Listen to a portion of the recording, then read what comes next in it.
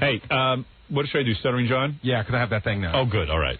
What's this? Well, Stuttering John went out to interview Elle McPherson yesterday. Uh-oh. He's getting all the supermodels. And it was another case of John yelling out questions and being 2 inches away from her, and she refused to answer. Oh, no. You know that first question you and I discussed? Yeah. I don't even know if you remember, but it's so funny. So John repeats it like 3 times. Yeah.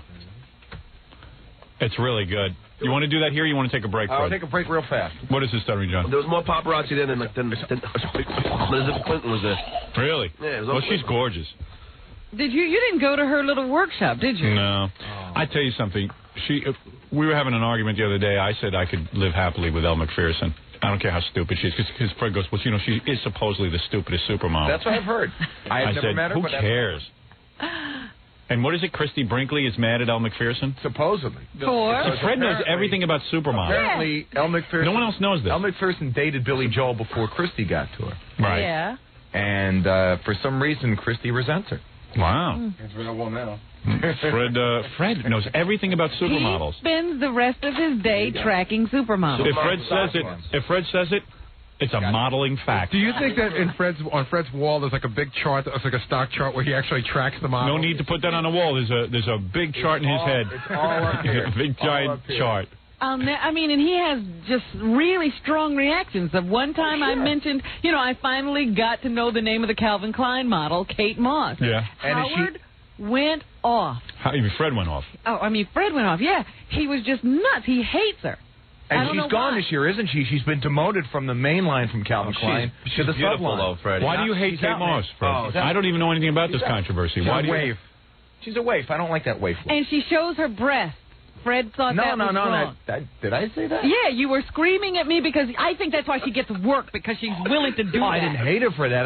That's why she gets work. I said, how could Fred be angry at a breast? Did you ever see her, Howard? Kate Moss? Yeah, she's gorgeous. Gorgeous. I know. He's angry. She's a stick. She's got a beautiful ass. It's like a little boy, man. I bet your ass is just as beautiful, Fred. There you go. I'm jealous. Maybe that's why. With me. Fred, do you have a hairless ass like Kate Moss? Actually, I think she's got more hair on her ass than I do. All right, let's take a break. We'll hear Stuttering John with Elle McPherson, supermodel. And then I'll tell you some other funny stuff, some real funny stuff. Stay tuned. It's the Howard Stern Show. There is Stuttering John's music. The music of Stuttering John.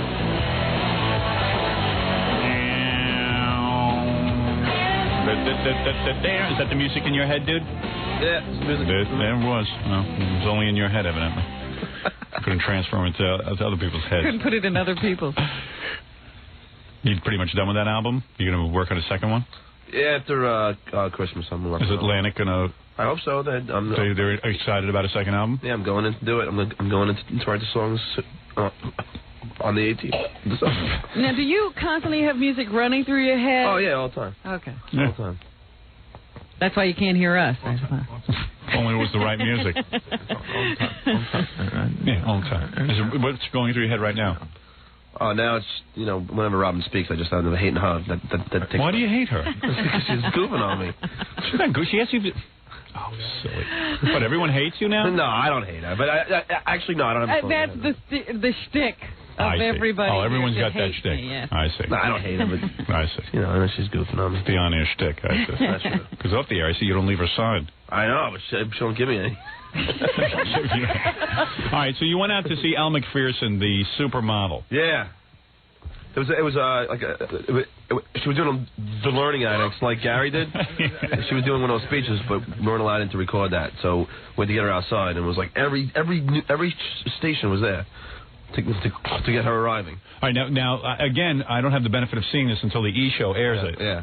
Because I guess we had the camera there. Yes, we did. Is this another instance where you stand right in front of her? No, this actually I get up to like a one-on-one capacity. Yes. And I ask her the question. And then you'll see, and then it's just... Maybe the first question was too strong. Yeah, I think so. Yeah. So you're right next to her. I'm right next to her. Because all she is a model. I mean, aside from looking good, what does she really do? I mean, do you think she'd be anxious to answer some questions? And she's giving a class. Right. She's trying to be an actress. All right, let's take a listen. And when she's having a workshop. Well, yeah, this was an opportunity for her to show her range. Her workshop is between her legs. That's the workshop. Sign me up. I don't know. Oh, I can just picture the learning annex be like 500 horny guys. Was it? I mean, I didn't see any. All right. How does she look? Good? Yeah, she looks great. She's a beautiful girl. You didn't take... Very stupid, right? No, she didn't look. Really? She didn't look stupid. I mean, How could he tell? Compared to him. Yeah, I mean, who are you asking? But he didn't take Basil with him this time. No way. too. No way. Because he gets hypnotized by these girls' beauty. Yeah. All right, let's listen in. Hi, Al. Can I ask you a question with the next okay? Have men ever ejaculated the second they took the clothes off? Thank you. Oh. What's going on here? Guy slapped me right in the face. You're kidding. Yeah, the guy right next to her came and slapped me in the face and grabbed my mouth. How can he do this? So, and they didn't even know who I was. It wasn't even like it was, Then after He smacked you, so you have it on film? Yeah. You could sue the guy. I know. You can't do that. It's just because he's guarding his idol, I guess. It's just Sure, he's trying to prove. You know what it is? They read in the Inquirer how Roseanne marries the bodyguard. They think that Elle is going to fall in love, like they think they're Kevin Costner with Whitney Houston. Dopes. He smacks you in the face? Yeah, he just he goes to grab my mouth, it's He's going to grab the words out of your mouth. Yeah, and, You asked a perfectly legitimate question. You're not making any threatening moves. No, not at all. He asked her. That was a strong question to start with. You think it was a little too strong? Very strong. I thought it was a good question. I don't know. He didn't even get established as a reporter before he started to sound strange. It's one of those magic words. Yeah, maybe we got to tone you down. Well, it's the same thing with Raquel Welch. The first question they drew, I knew it was going to get the worst reaction possible. I see. Well, we have a tough decision. We never know what situation John's going to be in. So if he's only going to get one question off, you figure you ask the most interesting one.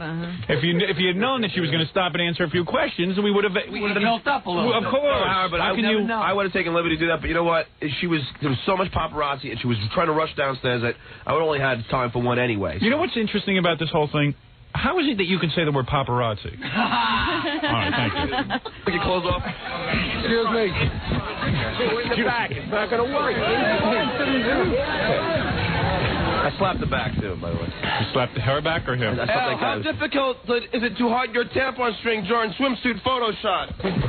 Now, where are you yelling all right, these? now she has to walk down the stairs. Yeah. So all the paparazzi taking pictures. She's walking down the stairs, so I'm hanging over the stairs now. Did she actually hear you? Oh, what are you kidding me? She can hear. She's like 5 feet away. Oh, okay. Did she look at you? Oh yeah, she looks up and and she's like totally disgusted. Like if you see her face, she's repulsed by me.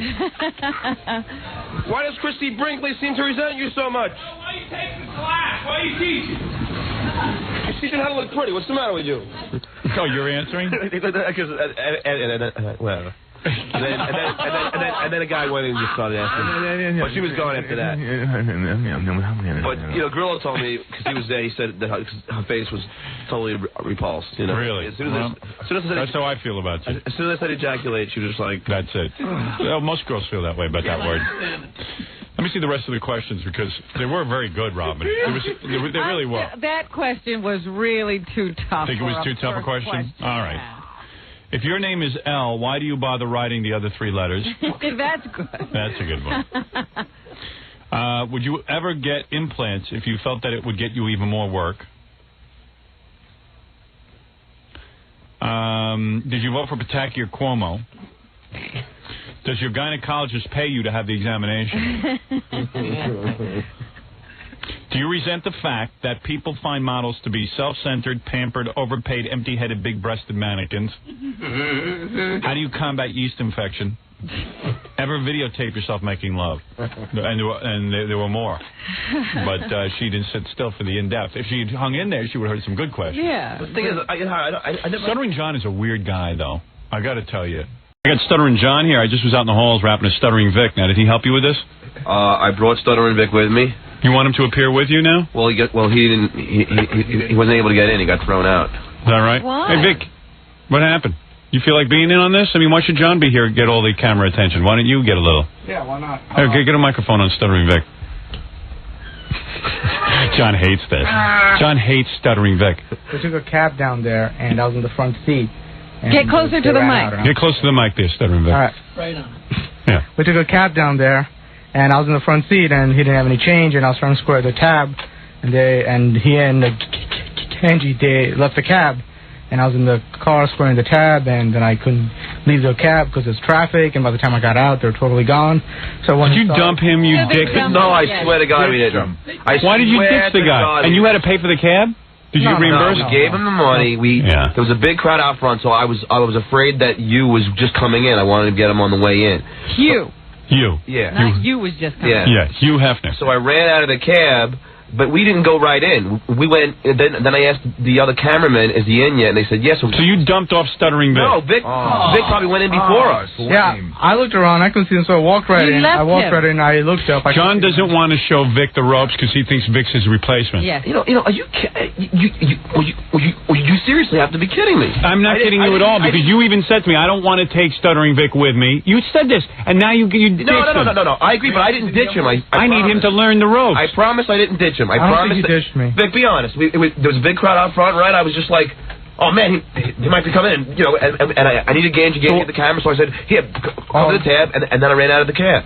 I see. I mean, listen, do you want me to get the interviews or not? What? Do you want me to get the interview or not? I mean, well, how come Vic couldn't get in and you did? Because I don't know why Vic couldn't get in. I walked right in. But all I had was a clipboard, and he had a camera, so he looked like he fit in. Well, he had. No, I said that was for me. I see. So if you had had the camera with you, you would have gotten in. Right, and so I was walking with the clipboard, and I couldn't get upstairs because it's upstairs, and I was downstairs, and I walked around, and I walked in the back, and I tested some doors to see if I could get in, and I got caught by 2 employees, and I got thrown out. He could have jeopardized the whole mission. The whole mission. But you left him. He doesn't even know how to do this. Hey, Quivers, I had no choice. He had a choice, because you know why? Imagine if Vic wasn't with him. He would have had to pay the tab. Sure. He would have dealt with the cab. He would have had to wait for a second. If Grilla was with me, I would make Grilla pay the tab so I can get in there. I think it's subliminal with you. You don't want Vic. Oh my Usually God, right now it's just you and Ganji, though. No, it's not. I always bring somebody. All right, let's get to the interview, and I'll take this up with you off the air. I promise I didn't ditch the guy. Vic, that won't happen again. Hey, I Ganji, where are apologize. you? All right, let's go. That ain't right. Okay, here we go. Let's I can't listen. believe you did this. He's such an idiot, man. Ganji, tell him. Tell him. He ditched him. To defend John, he didn't ditch him. Vic just couldn't get in. Vic wasn't. Yeah, and what if Vic wasn't there? What fast? Go ahead. What? Fast enough. I couldn't get out of the cab. You guys should have known. We were outside the store for a good 5 minutes I before we looked walked around everywhere. in. I walked around all over the place. You think I didn't look? That's because Vic and the cab driver were reminiscing. Yeah, we're reminiscing about the great days we had driving cabs, right? Yeah, in India. Yeah. Oh, get that cow out of the way. Yeah. Okay. I hear the hostility. All right. Thank you, It's Ganji. obvious what's going on, Vic. We'll take care of it. There's nothing going on. Ganji could be my witness. And the last time when I was trying to There's some witness. Vic just got mad at you. Hey, All right, come on. I don't care. Here we go. I want to hear you have to. I'll take it up with you later. Because the last time when I was trying to interview Barbara Bush, Ganji wasn't able to get in, and Ganji had to, and I snuck in, but Ganji wasn't able to get in. I can't be responsible for these guys. You want me to get in? Good, I'll get in. I see. I get where you're coming from. All I know is that Vic wasn't even anywhere near you, so that he might have had an opportunity. He had no chance to get in. You know what? I don't need an entourage either. I see. Right, we hear you saying that. You have to train Vic. All right, now. Let's go to Hugh Hefner. I think it's on reel 1. I can't tell. I can't read any of these signs. I can't. Well, as you noticed, I brought the tape in day of, no problems. Well, you're certainly performing your job since Stuttering Vic showed up. In some way. Vic, I got to tell you, the boy was here early in the morning with his tape. It was ready since 6 o'clock this morning. I was here yesterday with the tape. Ah, very good. This is how you should have been performing for the last 6 years. All right. Thank you, Vic, for making sure John gets here. Yeah, thanks, Vic. Great, no problem. Where are you going? Yeah, you could stay in here. You should be part of this. I want you to get used to being on the air in case John can't be here one day. Just remember to stay very close to the mic. We don't want to miss a thing you say. I want you to work on your microphone technique. So every time John's here, you can be on the air with us. He can't lose you in here. That's right. We can make sure of that. Dick, man, you really are. What? Such a show walk. And it doesn't seem obvious that he ditched the guy. Yeah. It's not obvious. Look at how uncomfortable you are around him. Vic, in here, he has to share his airtime with you. I swear on my mother's life I didn't ditch him. All right, Vic, so you went over to the Hugh Hefner interview. Now, what are we going to listen to today? On purpose. Tell me what we're going to hear. We're going to hear all the questions John asked. And John asked a lot of questions. You got a good time with him. All right, good. Let me ask another thing. I'll tell you what. Excuse me, I'm talking to Howard, John. Well, so was I. What did John do when he got the tape? Now, when he sits in there and has Scott dub it off, does he take Vic in with him? Vic, you sat there, right, with John when it was dubbed off? No. No, we lost Oh, you Vic. mean... He I got thrown couldn't out. get in. I got thrown out, and the cop said if I came back, I'd be arrested. So I got thrown out twice. Might be the dark skin. Yeah. You know what I mean? that was it. Yeah, has a lot to do with it. All right. One thing going for John is he looks kind of white. That's right. Yeah. A dirty white. A dirty white. So did you take Vic in so he can see how tapes are edited? No, they didn't edit the tape yesterday. I just dropped it off. I see. You know, I mean, I gave it to Baba Booey. I didn't know. So Vic learned nothing. I gave it to Gary. Vic learned how to pay for a cab. Right. All right, well, that's the first lesson, I suppose. You should learn how to be fast, man. You got to be quick in this business. Yeah, right. Yeah. Well, we'll see about that. All right, let's Oh, stop it, man. let's listen to you, Hefner and John. Here we go.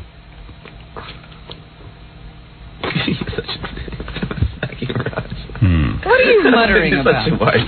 All right. Hello there, Stuttering John. How you doing, you? Very well. Big fan of your magazine. Thank you very much. Is the place crowded for him? Yeah, mobbed. Really? Yeah, hot babes out front. All right.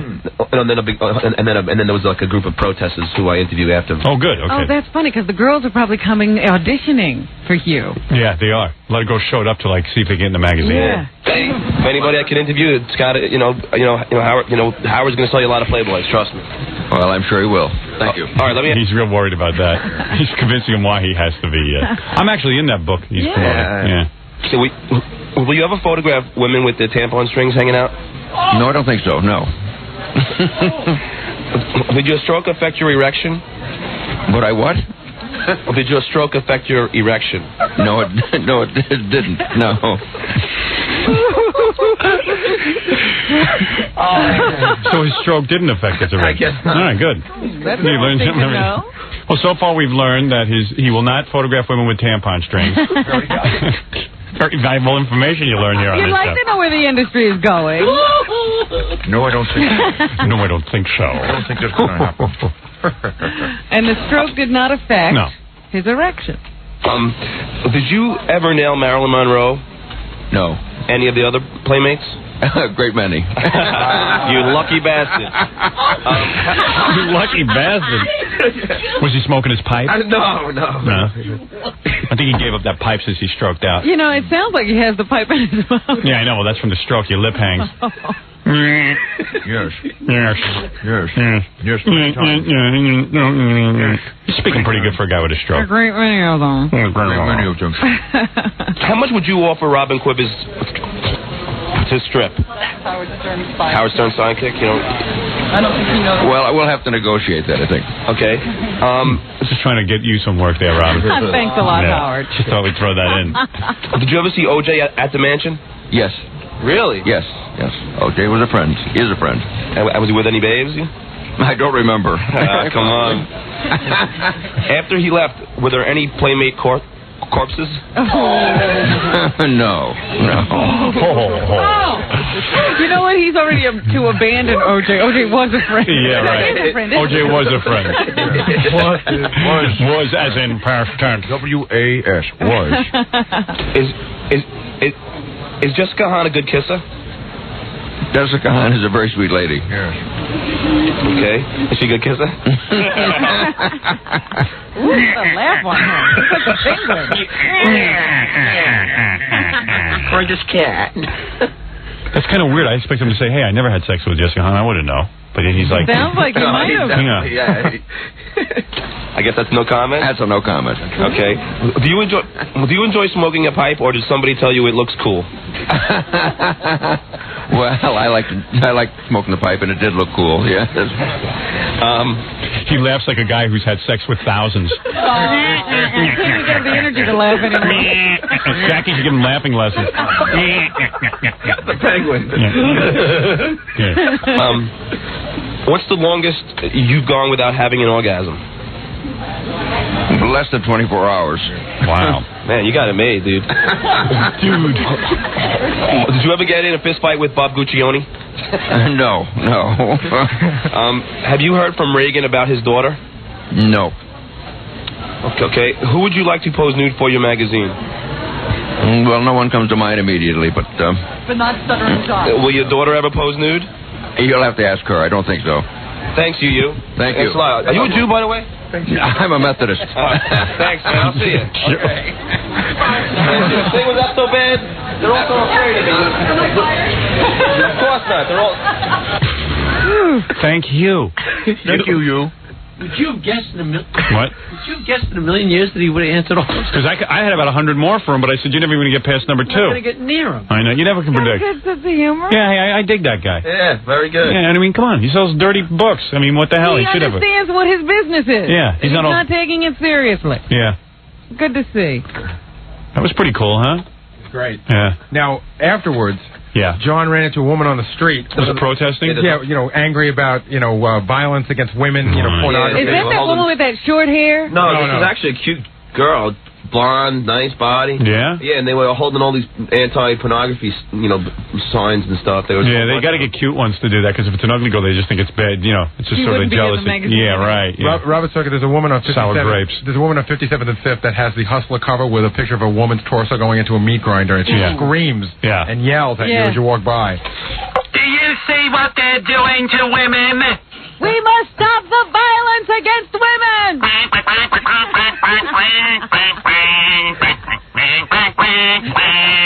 But John and I were walking down the street one day, and that woman started yelling.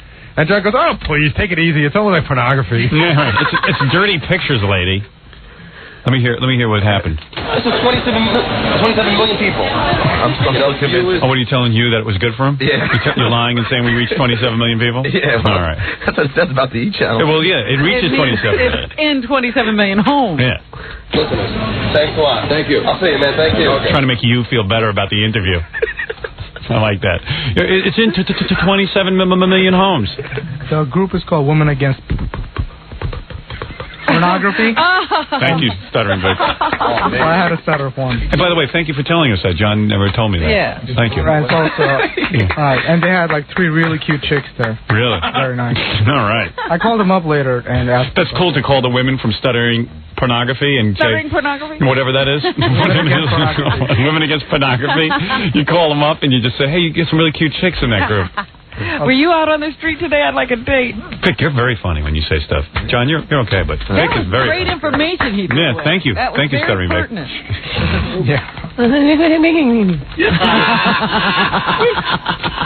I ask anybody a question about what you're doing here? Are you the spokesperson? All right, this is for WXRK and E-Television. So what's going on here? What are you protesting? We're protesting the fact that Hugh Hefner has made his fortune and his career by exploiting and degrading women. Only I could do that. But I mean, he's just showing women naked. Why is that exploitation?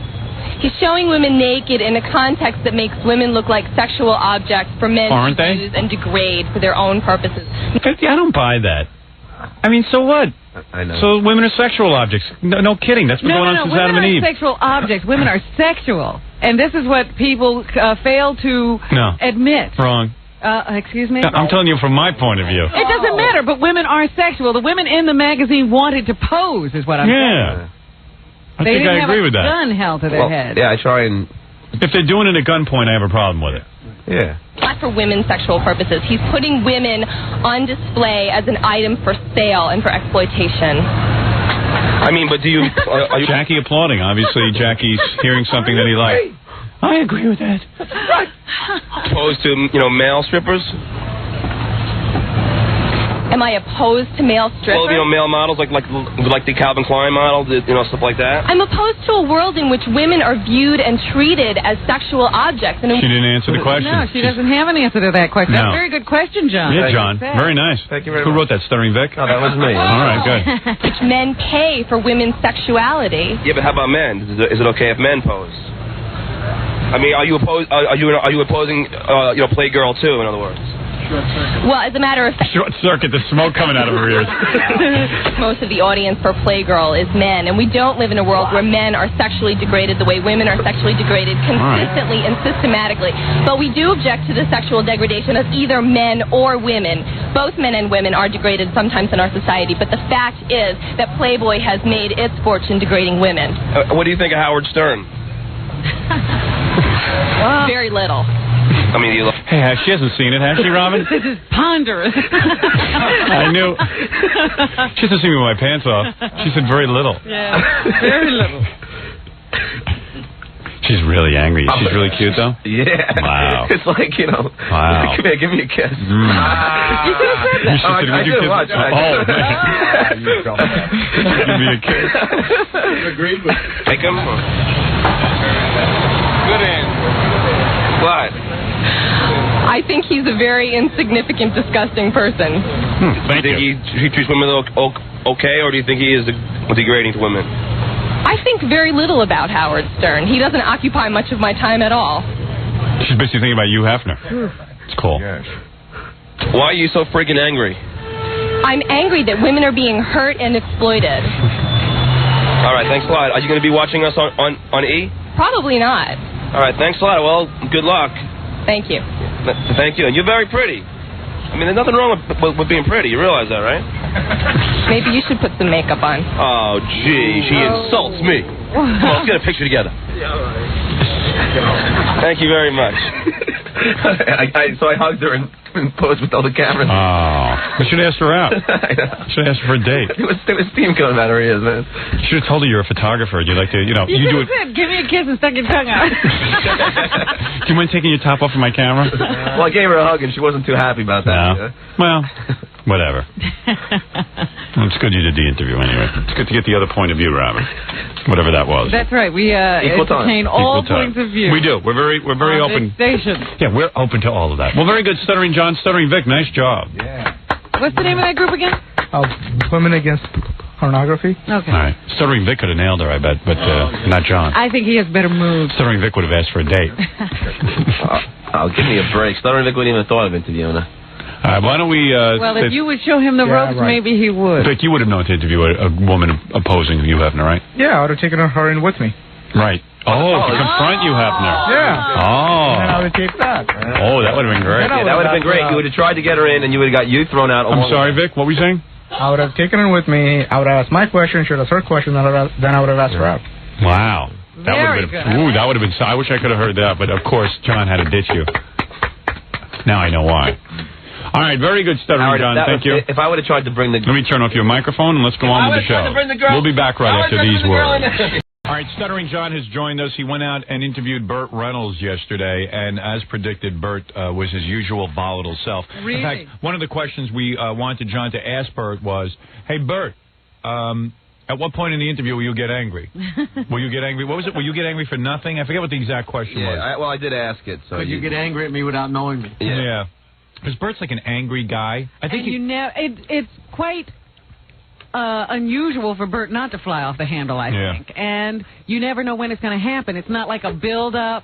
No. He could be smiling at you for 10 minutes and then pop you in the face. Yeah, from what I've read, he started getting angry when his hair started falling out of his head. He got real pissed off. So now he's livid. Yeah, now that he's got a full bubble hair wig on, how bad is that wig look in person? It's funny, right? Yeah, it's probably. I was saying he doesn't have a bad face. Why doesn't he just go bald? I know. Because if I had a nice face, I wouldn't care if I was bald. He'd probably look a lot like Sean Connery. Yeah, it might even work for him. It might even help redefine him as a serious actor. Because he can't play those roles he used to play anymore. Anyway. Yeah, but nobody can talk to this guy. It's like an. And also, wouldn't it be weird after wearing a hair hat all these years to walk out and not wear it? Maybe he's got a real little head. Maybe he's got big welts on his head or something. The glue's all, just you think Lonnie, marks or something. You think Lonnie's ever seen him without the wig? No. You know, it's really funny. One of the questions we wanted to ask Bert is, do you have any shots of you without your wig in the book? But I said to John, forget it. I mean, the guy's... You'll ask him an innocent question. And he'll go off on you. Rip your hair out. Yeah. All right. You want to see what I look like bald? Yeah, I do, Bert. Rip your hair out. That's what I look like. He just seems like a real pissed off guy. I mean, even like Judy Carn from Laughing. I mean, when he was losing his hair, he smacked her in the face. According to Judy, anyway. And we wanted to ask him about that, but I said to John, you can't get I want to say, Bert, we have a lot in common. My fake mustache and your head. But I didn't do it. You know what? Why don't you stick to what we write for you? I didn't do it. All right, good. Just read what we write on the paper. In fact, don't even think when you go out. Yeah. If you catch yourself thinking, smack yourself. Yeah, right. Stop. She's usually pretty good at not thinking. Did you take Stuttering Vic with you? Yes, I did. Yes, I did. Did he get to ask a question? No, he was helpful, though. He actually talked to a cop, and, so he got the cop away from me. I really want Stuttering Vic to start going out and doing some interviews. This was a tough one to send him out on a first try, though. And then what happened? Stuttering Vic slept over your house? Yeah, we ended up hanging out at my... Do you like Stuttering Vic now? Yeah. I was going to tell you, I want to tell you on the air, I never really realized how funny a stutter is until now. Yeah, right. Because, like, Oh, here's Vic. Yeah, Vic, you should be in here when John is in here. When he says stuff like that he can't say, like he goes, me and Gary, and I go, who are you with? Yeah. It's a lot of fun. So you try to make him stutter more, too. Yeah, right? I never realized it was funny. So were you laughing at him? You guys used to laugh at me. I never knew why.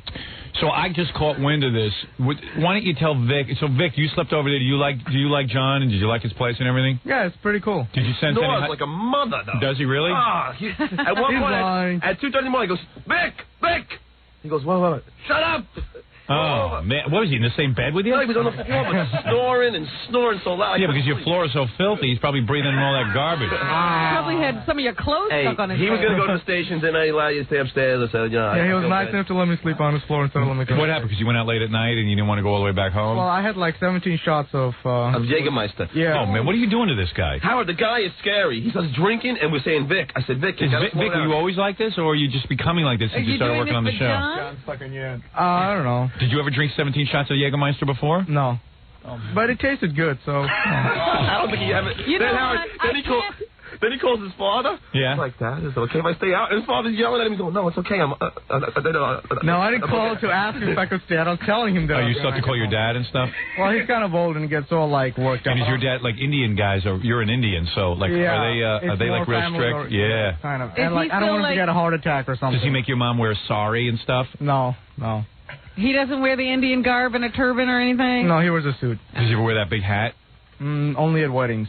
What is it? I don't know what's up with Vic and drinking, but I will tell you that Jackie and I did the beer fest a couple of weeks ago. Yeah. It started at 3, and I got there at 5, and Vic was standing, on the side of the table with the goofiest look on his face, and Jackie goes, he's hammered. A drunken Vic? Hammered. I don't know, man. I had gone and tried every beer. He was wobbling. Unbelievable. I got there at 3, and I did the entire walk, and I tried out every single beer there, and then these guys showed up. Does your mom have a dot on her head? She doesn't wear it all the time. No? No. So is that kind of embarrassing and stuff? No, it's just not done here. Right. Much. So it's kind of weird when your mom's running around with a dot on her head. Do you tell her, Mom, please don't wear your dot today? I got friends coming up? Yeah, right. Do you never talk to her about it? Like, why does she wear it some days and not others? Well, it's up to her. It's like in India you'd wear it almost every day, but here, okay. What is that dot anyway? Yeah, red doesn't go with all her outfits. Well, you could wear other colors. You could wear green or blue or something. Someone once told me the dot is a garage door opener. No, really, what is that? No, seriously, what is it? Is it a jewel or is it lipstick she just put What do you put the dot on with? It's glue. Glue? It's like, you mean it's like a piece of paper? Yeah, it's a piece of paper. Oh, I didn't know that. I thought it was a piece of paint, like it was painted on. Well, you could also use that. It's like a jewel, right? What? No, it's a piece of paper. He just said. You could use like paste, or you could use paper. Where do you go to get your dots? Yeah, like do you have to go to a special dot place? No. Like dot. Oh, really? But I mean, like, is there a business around like Indian dots? Yeah, there's like an industry around supplying, interesting looking shapes and structures. Well, it's not always a dot. Sometimes it's in the shape of a heart, or not a heart, but like a teardrop or something. And Jackie's wearing his dot today. I want to know where you got a dot because I want to wear one. Yeah. Hey, Vic, put a dot on your head just so it'll be funnier. No. What is that? I'm not gonna wear. Well, what is that? Is that a condom? I don't know. Well, it's his condom. It's not mine. It's a finger cot. Yeah, lick it, put it on your head. No, I'm not gonna put it on my head. I don't blame you. Give him 17 Jägermeisters. Yeah. So Vic, when you get a dot, what does it mean? I'm not really sure. Oh, come on. If your mom's doing it, you know. No, really, like, I asked around once, but it's so, like, deeply religious and something. I have no idea, honestly, but it's... Does your dad ever wear the dot? No, men don't wear it unless it's... they don't wear a dot. They have, like, another ornamentation that, like, goes across the forehead, but it's different. Fireplace mantle. You wear a fireplace mantle across your head? A cornice. Well, listen, every religion's got these wacky things. Yeah. I thought it just meant you were married. No? I don't know, but it's pretty close to Indian war paint. It's not just married. It's sanctity of womanhood. I don't know, something. So did you ever ask your mom, like, sit down and say, hey, Mom, what's with the dot? No. Like, you can't even bring it up to her? I don't think she knows either. You mean she just wears it? Yeah, like, tradition. I don't buy that. No, really. I mean, I'm sure I can't believe your mom walks around with it. That's like Fred saying he never saw his mom's chest. I think she does wear a dot. I think he knows. Yeah. I think he knows, but he doesn't want to stutter. No. Is that right? Yes. No, I don't agree with that. Oh, yes. I don't agree with it. How old are your parents? Really old, like 60-something. And Really? Like older than Jackie. So you were like, what were you, an afterthought or something? Were you a mistake? I guess I was the abortion that lived. Yeah. Like, you have a lot of older brothers and sisters and stuff? No, I've only one younger brother. Oh, yeah? Oh, my. Younger? Younger. Wow. 8 years younger. How long were they married before they got you? So was your dad was he like a real serious guy? Yeah. Like back in India? Well, he still is. Like, what did he do? Well, it's like his sense of humor is a little bit wacky. Hey, Vic, use his radio. Vic, are you high? Vic, you can't use the S word. It was just like throw stuff after me, like throw his shoes after me. Throw shoes at you? Yeah. But Vic, use did the they S get word. married at like 12 or something? No, my father married late, like 33 or something. And, no, you don't get that young. And what was he, like a doctor over in India or something? No, he was like he worked in a bank just as he does here. Oh, really? But wasn't it an arranged marriage? No. Oh, it wasn't? I can't believe your mom wears the dot on her head and you don't ask her about it. That's pretty uptight. It's just part of the culture. You just accept it, you know? Yeah, but, I mean, wouldn't you be curious to know what it means? I was curious once, and I asked, and she kind of explained, but I didn't really get it, and it didn't really matter, so I just forgot about it. Do you ever wear, like, the hood ornament on your head that your dad wears, like, sometimes? Like, do you ever wear anything on your forehead? Only at, like, very religious ceremonies. Oh, really? Like, what, a wedding or something? Yeah, something like that. So you have to put some stuff on your head? Yeah, but it's not the dot. It's, like, it's more than, like, a little dot. It's like ironwork. That's what the word is. What is it? Oh, no. What is the word? Tilak. Tilak. That's how you say it. It's a tilak. A tilak? Yeah, no, not a tilak. Tilak. Tilak. Tilak. Tilak. Tilak. Tilak. Tilak. Tilak. Tilak. That's all, folks. Oh, John's funny today. So meanwhile, John lets you sleep over his house. And, well, why don't you tell Vic what you did to him? I just heard about this. This sucks. Oh, you know, I think you're going to take this stand. No, man, you know why, man? Because you're so jealous of Vic because he stutters. And you know what? I'm going to give Vic his first interview because of what you did to him. What did he do? I didn't screw up. Yes, you did. No, I didn't. Tell Vic what you did to him. Vic, do you have a headache or anything today? No. Oh, go ahead. Tell him what you did. Well, we were drunk, you know, and Vic was snoring away, so he had his... So you mounted him? No, so he had 2 cups. He has contact lenses, and one was marked left and one was marked right. And you switched them, didn't you? He switched his contact lenses. Man. That's what I've been seeing funny all morning, retard. Are you seeing funny all morning? I've been seeing funny all morning. 17 You will look good today. It was funny. We had a good time.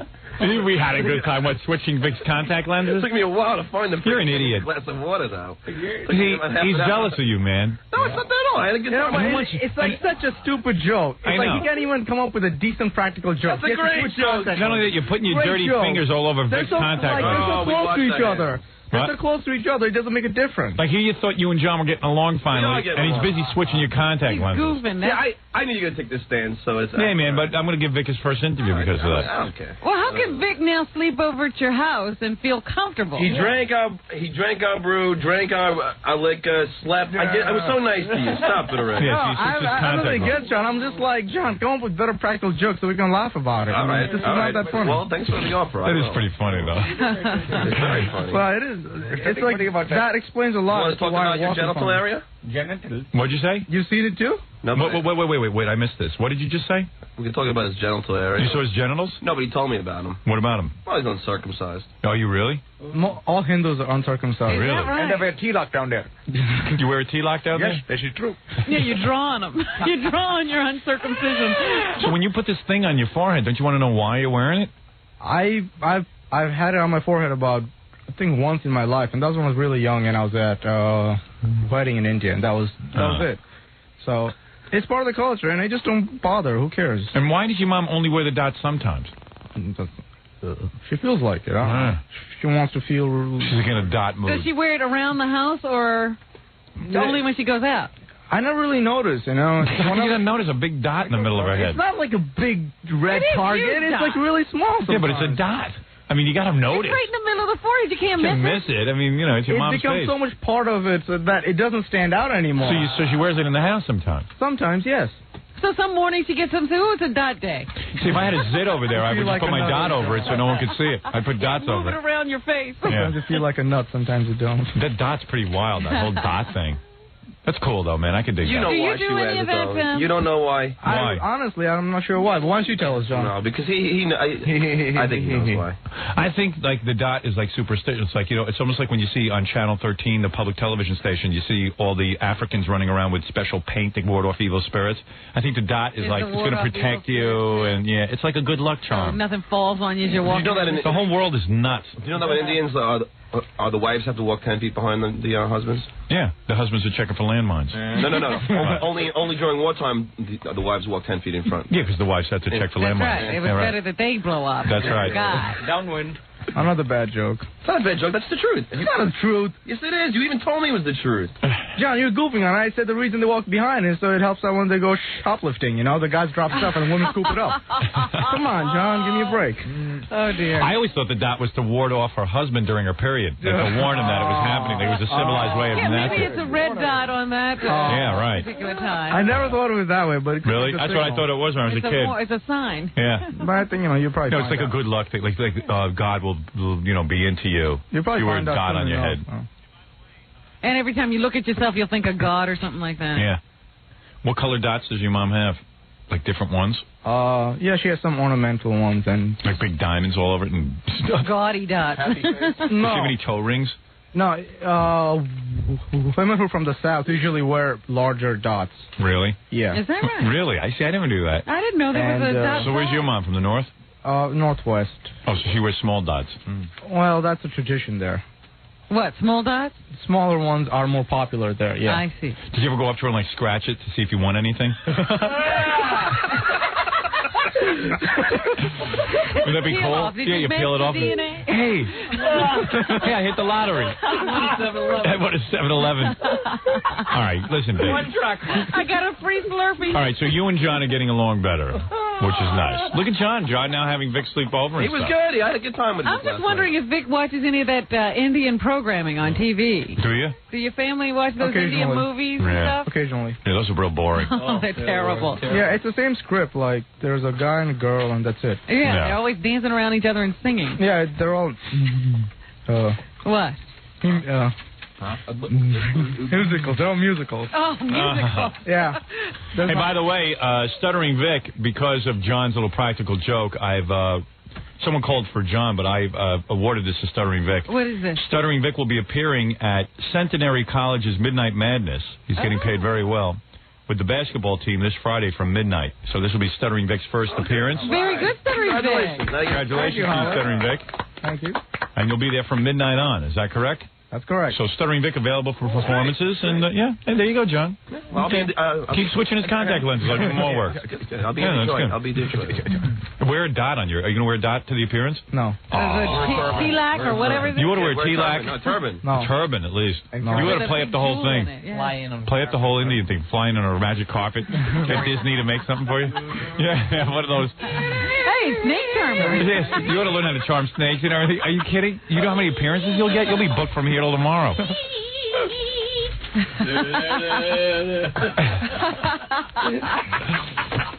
Here's Vic's mom with the dot. There you go.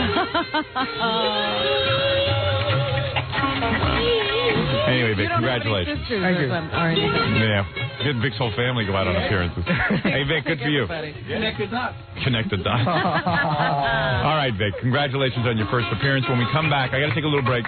We'll hear Vic, Stuttering Vic with Burt Reynolds. And I think John is there, too. I'm there. All right, Stuttering John will be back with his exclusive Burt Reynolds interview right after these letters. All right, we're here with Stuttering John and Stuttering Vic.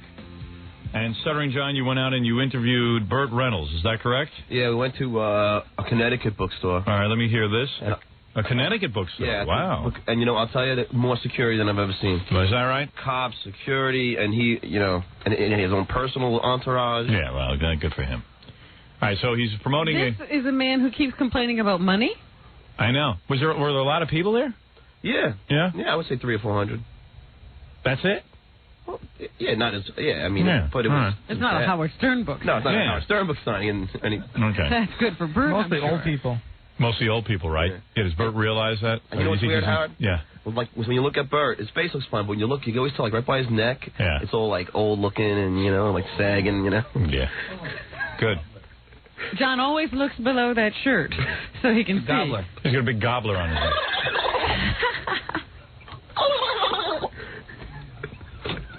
Bert.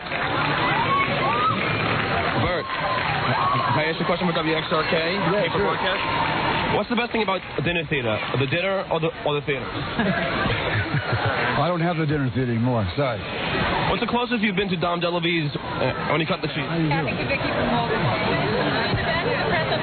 you guys move back? Let me just move out of your way. Yeah, there you go. Hey, Bert. What's the closest? Hey, Bert. What's the closest you've been to Dom DeLuise when he cut the cheese? Yeah, see? This is only Bert. Sounds like a woman answering your question. Relax. I mean, she's saying relax. What do you relax? So what's going on? Is she pushing you away from Bert? But Bert was willing to answer. Well, as soon as that first one happened, Bert. Well, what's better, dinner or theater? Yeah, then he was like, you could see he was like, get him out of here. His people realized who John was, and this woman was like, get him out of the mall, get him out of the mall, get him out of the mall. God forbid Bert get asked a question. Yeah, that might upset the great Burt Reynolds. Yeah. To entertain these frivolous questions. Yeah. And then for... So that's a woman, or maybe his wig is so tight that... That's Bert, huh? Yeah, that's Bert. Relax. Excuse me? You have to get back now. Move back now. You have to move back, please. You got to step back. You have to step back. Back over here. Stand. Step back. Step back. What are you doing? Acting like a mental patient? Just saying, they're pushing me back. The rest of the press can go forward, but you have to go back. No one was allowed to talk to Bert. Oh. So it wasn't only me, but it was like, Bert wouldn't do one-on-one interviews. I see. With anybody. But, now it's just become, I'm the idiot. Right. You're the village idiot. Yeah. And they're pushing you back. Yeah, and now, like, everyone. And then I thought the cop's going to come over now. I thought he was coming to my aid. Yeah. He starts pushing me harder than any of them. Oh, great. So the cops are our buddies. Yeah, this was like a mall cop, like a rent-a-cop. Oh, a rent-a-cop. Yeah. Oh, yeah. But a lot of times, even the real cops, they're like, sorry about that, but I had to do my job. Yeah. The rent-a-cops, all angry that they don't get to carry guns. Rent-a-cops are worse. Sometimes they do. That's more scary. Can they actually carry a gun? There are some rent-a-cops who carry guns. Wow. I don't want to deal with that. So you want a guy who failed the police test 6 times? Yeah. Yeah, with a gun. Yeah, running around with a gun, telling you what to do. Step back. Step back. Step back. Mr. Reynolds doesn't want to speak to anybody. It's a very important detail I'm on. Mr. Reynolds must be protected at all costs. Step back, step back, step back. Hey, you. Mr. Reynolds. I'd rather go one-on-one with a crack addict than a guy who failed the police exam 6 times and is now angry at the world because he can't carry a gun. Step back, step back. Mr. Reynolds must protect Mr. Reynolds. Fine. You're out. Okay. Get the boom thing on. Okay. John, so you got him back. You got to step back. Just step back. What is she yapping about? I promised you a chance. I promise I'll give you a chance. He still thinks I'm going to get a chance. Meanwhile, they're like pushing me out of the place. You had an opportunity to speak to him, John. Step back a little bit. You had an opportunity. He's almost out of the store now. What's the problem? It was outside of the mall. John, Bert doesn't want you around, so we're not. You can't get at the table. No, you can't. Hey, Bert, Howard Stern. What do you think of Howard Stern, Bert? John? Bert? John? Buddy, let's go. Hey, wait. What's going on now? They're beating you up? Yeah, now it's like 4 or 5 Now guys. they're pushing you? Yeah, now they because you said something to Bert? Yeah. What do you think of Howard Stern? Yeah. And that really... They're all now, like, shuffling me off. You're not allowed to stand there and yell out questions, but everyone else is. Well, yeah, I mean, no one's really allowed to talk to Bert. So now they're completely concentrating on you, not Bert. Yeah, there's everybody on me now. Like, I would have, if I was another one of those reporters, I'd have done an in around all of this stuff, and I'd have gotten a personal interview with Bert. Right. Well, they finally have something to do, though. It's like they're happy. They have a job now. Yeah, right. You know, Thank God you were there to make their lives interesting. Look, Bert, we're working. You don't want to get hands on me. I can't do what? You don't want to talk? No, he's the one who's... Don't easy. Yo, we just want to talk to you. We just want to talk to you. You got to talk to me? All right. You can't lift me. Just turn around and walk. Just turn around and walk. You can't what? Lift me. You can't lift me? They were lifting you? Yeah. That's what I thought. I said they must be carrying. Did you video this? Yeah. Oh, good. It's going to be on the E! Show? Yeah. Cool. Even Vic, right? You were pretty amazed by the whole situation, right? Yeah, because the guy who was with Bert was like, he was like, Bert, the guy who was with Bert, right? He had like a cheap tuxedo on. Yeah. He's like, John, move, like, you know, like, he was shoving it, and these two rent-a-cops joined in. Yeah. And one was like really tall and thin, and the other guy was really short and fat. So it was like... Yeah, it's like the Laurel and Harley. Hardy. No, it's the other two, Hunt and Jeff. Mutt and Jeff. Mutt and Jeff? Yeah, Mutt and Jeff. And the thing is, at the very end, John did something that's really interesting. You yelled at what again? To that... Oh, just don't worry. He's still playing it. He's still playing it. Mutt and Jeff. You gotta let him walk. You gotta breathe. You gotta walk. Yo, stop pushing me. You're not allowed to push me. I don't got a gun up there. I don't got a gun. It's a microphone. You don't want him up there. That's John's favorite thing to yell. I know. How do you know that? Relax. Just relax. Relax. Boy. Douchey boy. Did you call him douchey boy? That's the most douchey boy. What a diplomat. What a diplomat. Yeah, working the crowd. There was only one rent-a-cop left. Must secure the area. Douchey boy. Relax. Just relax. Douchey boy. Well, there goes that. What? You got some more tape here? Yeah. I got Samuel L. Jackson. Who's that? F. Murray Abraham. Who's Samuel L. Jackson? We just met him, Howard, when we went to see Natural Born Killers. Oh, that black guy? Yeah. Hold on, Howard. What? If you pick it up right here, now it's John asking the question. Oh, yeah, I forgot to tell you. Now, I'm sorry. Now I go above Bert at the mall. You know how malls have a bunch of like you have a level? Yeah, now I'm on top of him, yelling out all the questions. So you're looking down at his wig? Yeah, I'm looking down at his wig. Yeah, right, okay. Yelling the questions. So now they can't stop you from yelling the questions. No, but can he hear you? Yeah, Bert's going, get him out of here. Get him out. Oh, really? Okay. Yeah, and then, so you see all the rent-a-cops running from downstairs, running down the escalators, and I'm still yelling. They weren't sure what John was. Right. Like talking about they weren't sure where he was? Right. All right, listen. Hey, Bert! Hey, Bert! How long before you start hosting those amazing discoveries, Bert? Very funny, very funny. What did he say? You'll be hosting American Discoveries. Oh, man. You're getting into a word, man. Here's the guy trying to be cool, and everyone's, signing. Yeah, right. And he's looking up at me. And now he's dealing with you. Bert, will Lonnie get a free book?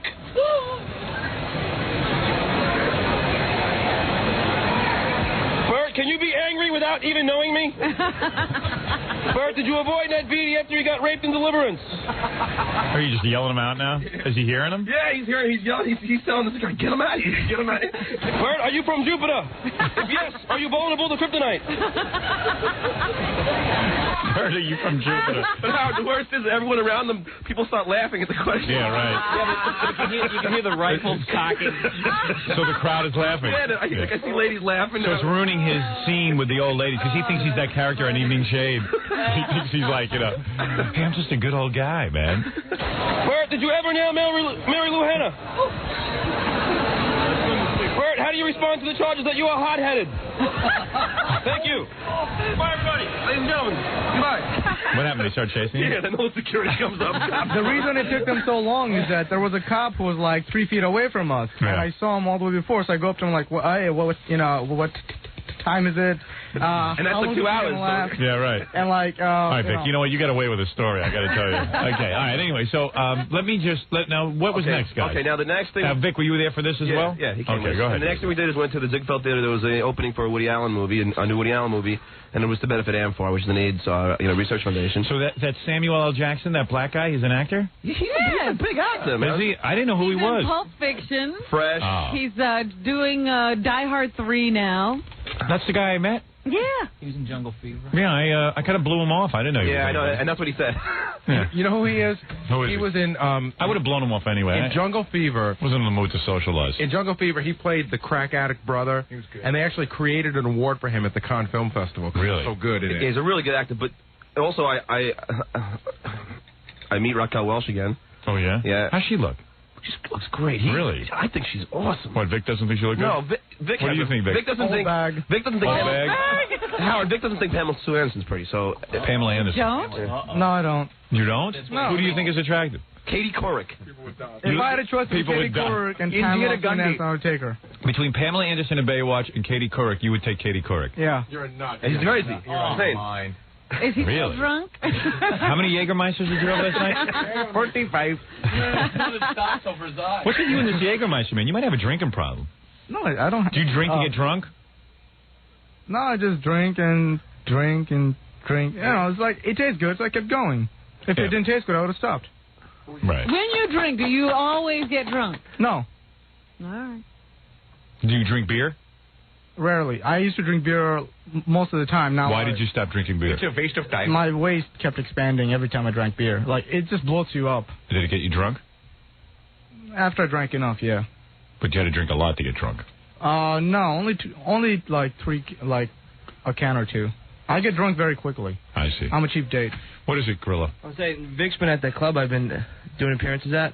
He came twice, and both times he got totally hammered. Yeah, because so he's Vic, you're lying to us. No. And he keeps going, could you get me more drink tickets? Could you get me more drink tickets? Could you get me more drink tickets? Could you get me more drink tickets? You know why? You know why? Because he's uptight around girls. So and Gorilla said they hit on everyone's girlfriend. Yeah. Oh, no way. No way. One of the other interns, Alec, brought a girl, and he was right on her. Shoom. Really? Yeah. Hey, baby. Vic, you probably have a hard time getting laid, right? He had one girl, but she broke his heart. Yeah. Well. No wonder. It took him a year to get her. And what's her name, Vic? Paige. No, tell me a name. That's her name. Tell me a name. No, the one I went out with, her name is Paige. Say her name. Paige, that's her name. I went out with her. And what do you mean? He said it. No, it's not. That isn't her name, Howard. What is her name? That's her name, Paige. I went out What's with her her. first name? What's the name? That's her first name. Just say the name. John, I don't know what you're talking about. He doesn't have to say it. That's what's funny. You mean he won't say her name because he can't say it? Yeah, because he can't say it. No, that's wrong. It's just John doesn't know. He's trying. Go ahead, say it. Say what, John? Say her name. Say the girl's name that you were telling us. The whole E crew was there. Say the, and I'm sure they'll come in here to just say it. What's her name? Harissa. Teresa? Yeah. Well, I can see why she broke up with you. No, we weren't going on at all. We were just acquaintances, like distant acquaintances. Are you a virgin? No. You've gotten a girl? Yeah. Tell the truth. Yeah, I have. When did you get a girl? It's hard for Vic. He's a chubby foreigner. No. Right? No. Do you go for Indian girls, or do you... I think he goes with anyone that has two legs. All the right parts and all the right As he was places. drinking last night, he was like, let's go to Scores. We gotta go to Scores. I said it once. John said, we should go to Scores. It's a great bar. So maybe we should go to Scores sometime. Have you ever slept with a woman? Me? Yes, I swear to God. Yes, I have. I swear on my parents' life. How many times? I swear on my parents' life and God and whoever else that I have slept with a woman. One time? No, more than once. Really? Yeah. All right. Okay. I won't mind doing it again. What is it? We have a guest that we're supposed to talk to in a few minutes. Actually, I just moved it up. Oh, okay. 9 o'clock is the limit on this guest, and then we won't be able to talk to him anymore. Well, I want to hear Stuttering John's interview. Who else do I have on this tape? You have Raquel Wells, John Cusack. All right, let me hear it. Who's this, Raquel Wells? This one. Let's get it right. John, can I ask you a question? This is John Cusack? Yeah, just one question. John? Straight up, John. No, right there. Yeah, next one. Yeah, that's done. Yeah, get the door. John, do you think OJ's innocent or guilty? Oh, what do I know? That's it? They all get nervous. They can't answer that question. All right, this is the black guy I met, Sam Jackson? Yeah. All right. Yeah. Hey, Samuel, can I ask you a question, Samuel? No press. Samuel, please? No. Why? Is he serious? No press? Well, That's not him. That's security, but Samuel volunteers to do it. Yeah, that makes him look like a good guy. Yeah. No press. No I press. said yeah. No. Samuel, can I ask you a question? What is it? How you doing, man? I'm fine. For extra cake. Why don't you go on Howard Stern? I haven't been invited formally. Well, you're invited right now. It's an important question, or are you just playing here? What are we doing? Isn't Spike Lee an embarrassment to directors everywhere? No. Well, don't you hate it when people call you Denzel? No. Is OJ guilty or innocent? I have no idea. Thanks, Daniel. Hey, I thought you were great. I thought you were great and fresh. Thanks. Made his whole day. There you go. Yeah. All right, this is Raquel Wells. Yeah, Raquel. Very beautiful Raquel Wells. Raquel, can I ask you a question, please? Raquel? Yeah. Why'd you hit me the last time? I didn't hit you. Yeah, remember you punched me right in the nose. Oh, you. You got delusions. You never answered my question. See what happens. Are they drooping yet? She ran away from you? Yeah, no, now she's totally pissed off. She's got a real attitude. You know what it is? She's used to having her ass kissed everywhere she goes because she's so good looking. Now she's getting a little older. It's kind of hard. It's getting harder to get that. Yeah. I think many actors is going to handle that one. I know, that's a tough one. Do they droop yet? And every time he sees her, he asks her that question. All right, and who is this? F. Murray Abraham? No, there's still more Raquel. There's still more Raquel? John's still yelling at her. She's halfway down the block. Yeah, no, I'm still with her. I'm like right next to her, chasing her down. Raquel, why are you going Howard Stern anymore? Raquel, why are you going Howard Stern anymore?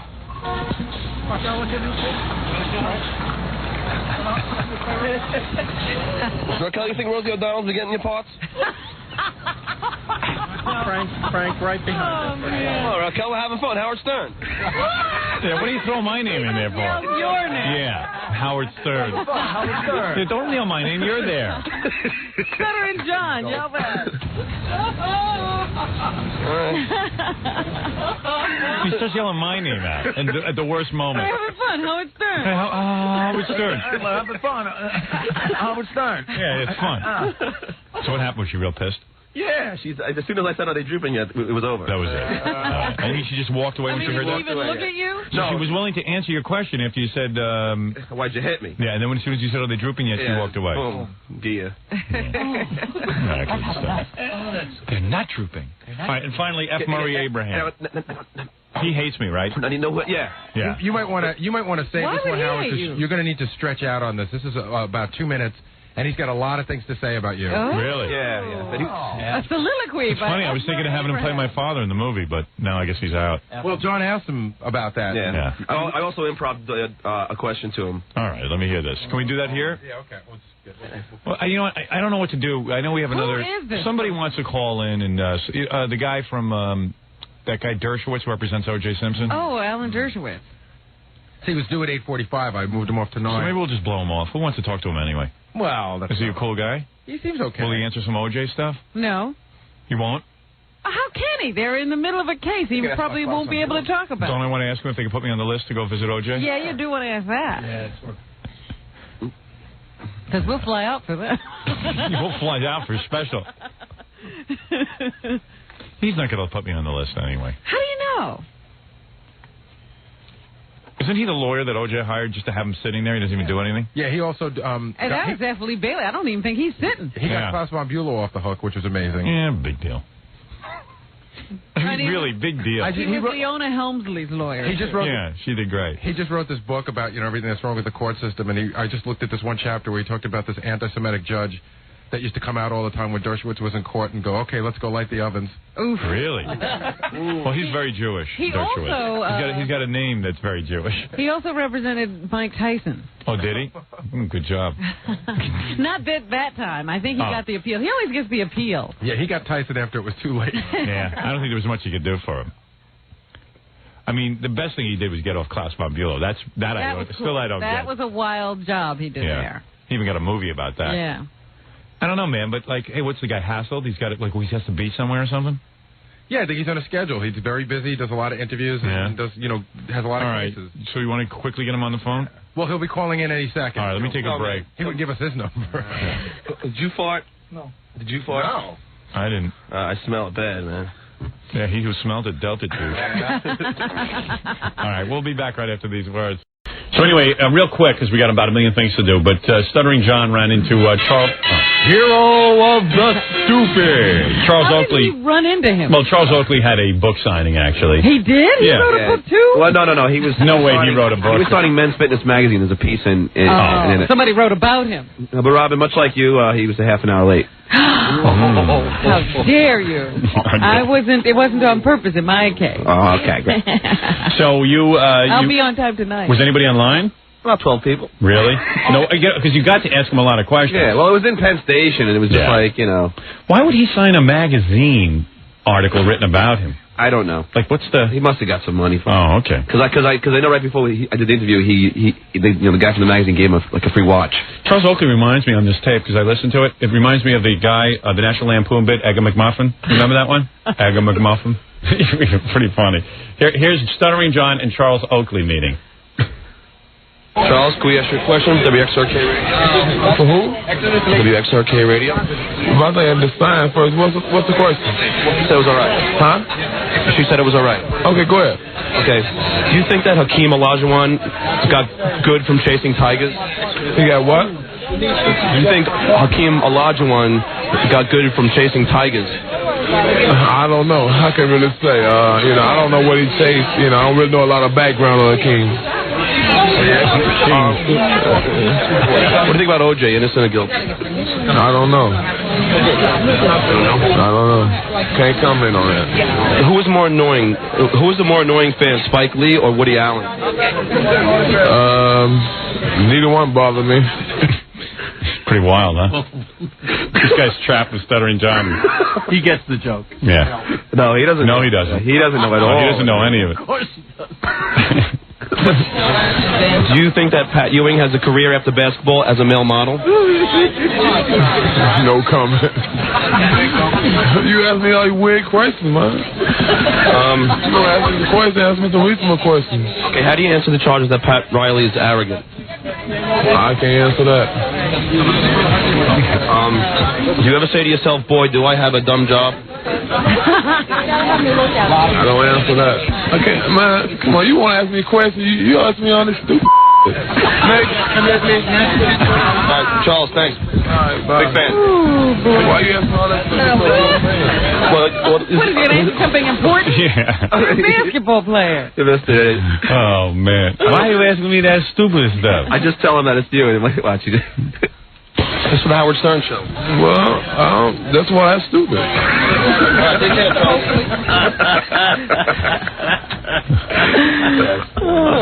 Hey, man, what do you have that stupid stuff for, man? What's why I'm stupid? Isn't the question supposed to be, didn't Hakeem Olajuwon get good from chasing zebras? No, it said tigers. Did it? Oh, yeah. It's supposed to be zebras. Does it make a difference? To me, it does. Zebras is more pure comedy. Zebras are funnier. It's more African. Tigers aren't African. Yeah, I believe that these guys who come over from Africa are faster because they do chase the zebra. Now, what's your next question? He's got a funny speech pattern, Charles Oakley. He's a What scream. college did he come from? I believe Harvard. He played for them for a while. I had to stop because the lady started pulling me off him. Oh, did she? Yeah. After she gave permission? Yeah, because she must have just seen him going, what the hell's going on here? What is this? Well, when he started cursing, publicists might want to get you out of there. You're asking me a lot of beep. Thinking that might not be good for his image. That's the opposite of like Michael Jordan, who's busy with like $50 billion worth of endorsements and a busy schedule. You know, he's signing magazine articles in the subway. Michael's turning down endorsements. Yeah, right. I don't have time. I would like an endorsement. Well, that was pretty funny. Thanks, man. What is it? What? Stuttering John. Well, I can't hear you. Are you doing me? What? You doing Sean S? Dude, look at you, man. You're a mess. Don't block my camera. Howard, he wears these sunglasses. Yeah. He looks like a gay state trooper now. I'll do you in a minute. I'll do you after the commercial, all right? All right. You know who he looks like? Hospital pants. He looks like that guy at the hospital that got arrested for rape last week or something. You know what it is? Stuttering John is trying to look cool like a rock star, but he's wearing a leather jacket, and then he's got a way too long shirt that's sticking out of the bottom of the leather jacket with green medical pants, and it just doesn't even look happening. It looks like we got him out of bed. Yeah, he looks like a douche. He's daring people to like him. It's mental institution garb. Yeah. Yeah. I just raped a nurse. And I don't care what they do to me. Say, why don't we get Stuttering John in here? But we were just talking about our favorite Stuttering John moments. Yeah. What was the one you were saying? That was pretty funny. John asked Liz Smith, why are you such a big fat pig? Well, it was funny because... I thought that was cruel. No, it was funny because what happened, the way that came about was, we never wrote that question for John. Dice was in here, Andrew Dice Clay. And we were in a commercial break, and John comes in, he's like, whoa, what should I ask, what should I ask Liz Smith? Mm-hmm. So Dice goes, hey, why don't you ask her how come she's such a big fat pig. So now that's funny. So John writes it down and goes out and says, how come you're such a big fat pig? Because I remember that interview. Liz was being very nice, and she was very hurt. Yeah. When he said that. Although my other favorite question was, of the 1 billion hamburgers served by McDonald's, how many are you responsible for? What was the other one we were talking about, the favorite Stuttering John moment? We were just talking about 2 seconds ago, beside the Liz Smith. I don't remember. I don't know. We were talking about how somebody else asked somebody why they're such a fat pig. No, it wasn't that. Jackie or somebody brought it up. Oh, what were we just talking about? Man, you guys are like... You guys are... I remembered my... No, you didn't. Not really. Yes, I did. You didn't tell it good. You were like... I didn't tell it at all. You told it. Yeah, because you screwed it up. You're not a good storyteller. What'd you do, Charlton Heston? Yeah. Yeah. What? Yeah. Yeah, Charlton Heston. Yeah. Yeah. Yeah. Yeah. Heston, yeah, Heston, yeah. And it was very weird because I met him the night before, and I was like, hey, Where did you meet him? At that show Last Call, and I was like, hey, because he was on the same show as me. Yeah. You know, and I was like, hey, I was like, hey, man, how you doing? And he's like, I'm like, hey, I'm a big fan of yours, and he goes, oh, thank you. He had no idea who you were. No, and then the next day I got to wear the fake mustache and go get him, you know. And I haven't seen a guy so pissed since like Ted Williams. Really? Yeah. I knew he had no sense of humor, Charlton Heston. He can't lighten up for 2 seconds. And the guy's he was never even a good actor. He was in Planet of the Apes. He happened to be a lucky man. Yeah. He played Moses, but anybody can do that. Yeah, he got into some great films, you know, that had great directors, and it didn't really require great acting. I could be Moses, because he could be that big beard and those funny shoes. It was all special effects. Yeah. I will part the sea. Behold. Behold. You must go to the promised land. God told me I will go up on the mountain. He was up there on the mountain. It was Edward G. Robinson who stole the film. Yeah, see? And who did Edward G. play? He played the little guy who made the fatted calf. Yeah, I'm going to make a fatted calf, see? I don't see Moses, see? Where's Moses, see? Where's a calf? Yeah, we're going to make a fatted calf. I'm afraid of that, see? Who have you built this idol to? Yeah, get up back on your mountain, Moses. What were we supposed to do, see? We were waiting and waiting for you, see? And then your God abandoned us, see? And we started praying to the fatted calf. You prayed to the fatted calf? Yeah, see? We're taking over, see? Well, then I'm going to break my tablet. I will smash these tablets. Yeah, what? Yeah, go ahead and try it. No, see? Yeah, fatted calf. Yeah, where's your God? At least we have something we can see. God spoketh to me and said, do not pray unto these idols. Shut up, see? You guinea bastard. Man, who are you calling a guinea, Moses? I'm a Jew, just as much as you are. See? You know what's the matter? You say you never heard a Jew speak like this? Yeah, see? You look so silly, man. What? In that sheet, you just expect him to have a cigar anyway. Yeah, he looked so wrong for that film. Yeah. We're getting sick and tired of waiting for you up there on that mountain, see? You're getting all the fun, see? So I formed my own religion. It's called the fatted calf, see? And we pray to him, and he answers us, and we get good stuff, see? Now eat me. And eat you I will. My God is better than yours. My God is the only God. And if you pray to this fatted calf, our God will abandon us. Well, that's what you say, see? Why is your hair white? Hey, what happened to you up on that mountain? What's the matter? God took your hair and put that squirrel on your head? Don't bring up my toupee. Yeah, well, it looks like God played a cruel trick on you. I got all my own hair. You got a squirrel. Looks like a hairy tablet. Yeah, why don't we pray to your wig? See? Yeah. Yeah, see, I'll pray to your wig, and then we'll be all right. Yeah. See? My fatted calf has better hair.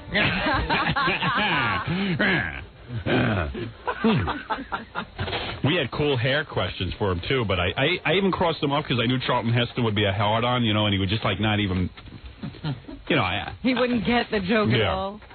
That's why the first question I thought was, like, nothing. I thought it would just go right by. Yeah. You only got one question? Yeah, so it took. Yeah, I'll read you the rest of the questions we had, but here he is, Charlton Heston and Stuttering John. Now, where were you? Outside where? Outside NBC. Okay. Here you go. Everybody ready? All right. Charlton Heston. Pharaoh. Let my people go. Charlton, can I ask you a question from WXOK Radio? Charlton? From WXOK Radio? Go ahead. Do you think... What does she already know? No. Oh, yeah, because... They're trying to save you off. Go ahead.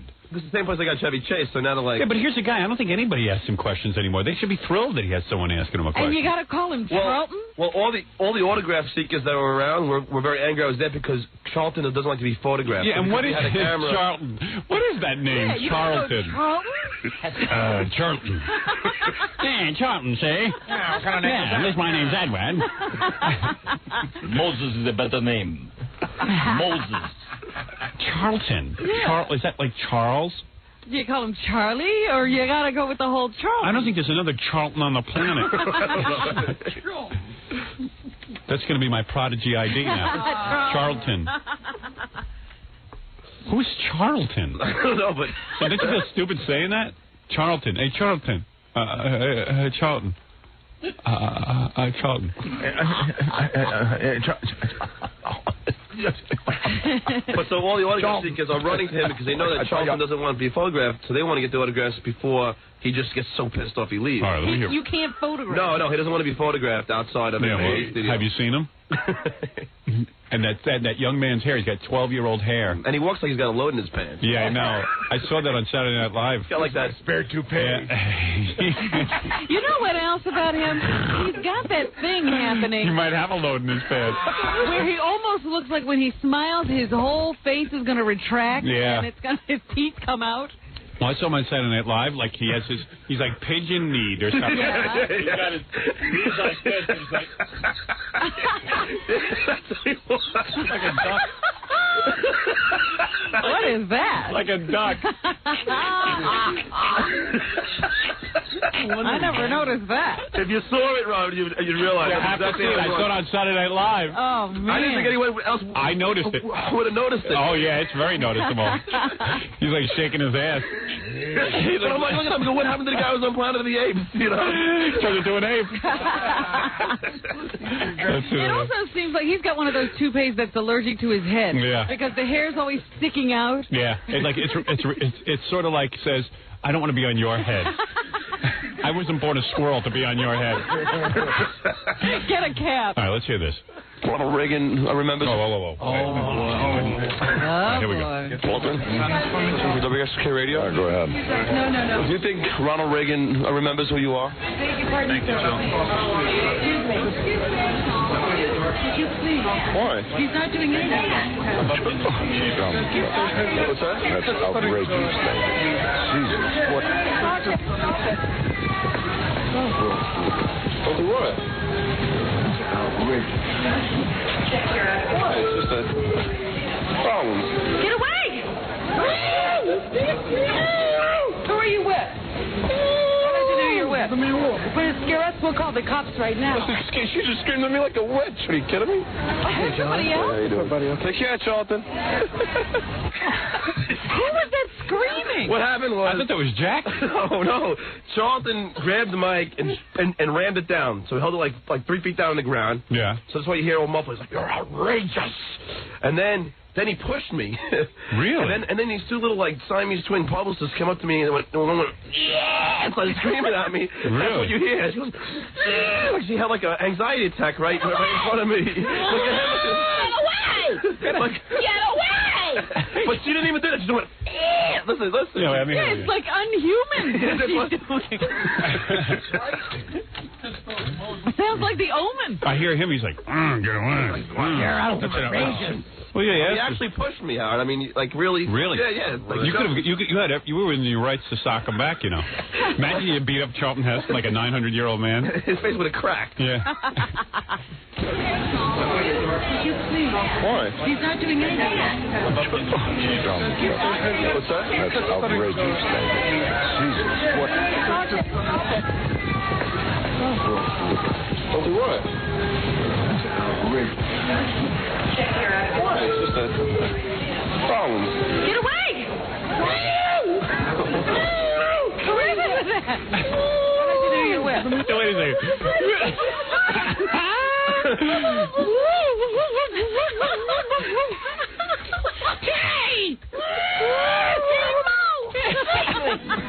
Wait, don't make a sound during it. That wasn't you at all, was it? No. That's that woman on the tape. See, now I think she screams at me and I do it back to her. Like, Wait, all right, let me hear this. That's outrageous. Jesus, what? Oh, what? Why? It's just a problem. Get away! Who are you with? Now, wait a second. Wait a second. That was me. John. That was me. Both times? No, she went, get away! And then I went, yeah! Oh. but he did the scream? So who did the scream? You? Yeah, because she did it to me. Oh. And who did the second one? You? Yeah, I think so. Or was that Charlton? That's all you? Both of those are you? I think so, because I think she screamed at me. But if you see it on camera, she goes, look at me, just like gets me in front of me, and goes, no way! You know, and then I just went, you know, yeah. Let me see what else. Listen to this one. During the chariot races in Ben-Hur, did any of those horses' duty ever fly up from the track and hit you in the head? Outrageous question. Outrageous. You are such a staunch Republican. Are you proud of the way that Newt Gingrich dumped his first wife?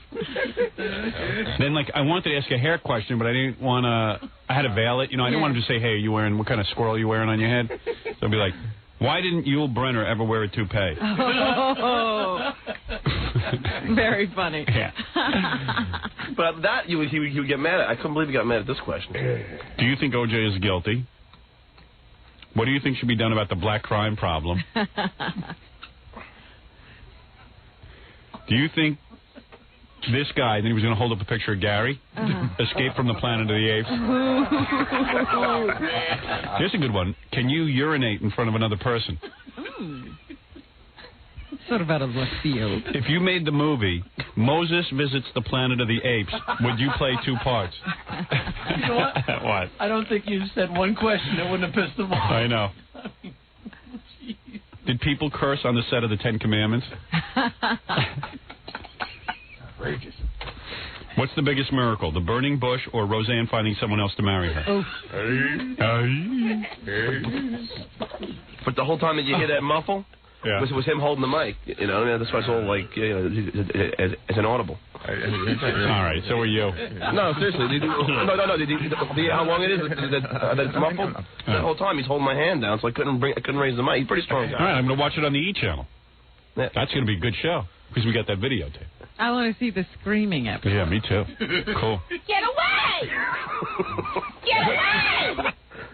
Get away! Hi. Get away!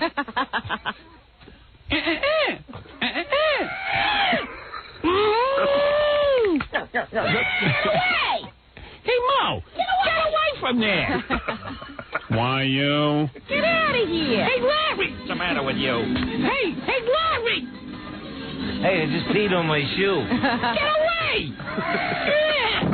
Get away! All right, we got to take a break. And then we'll be back with more stuff right after this.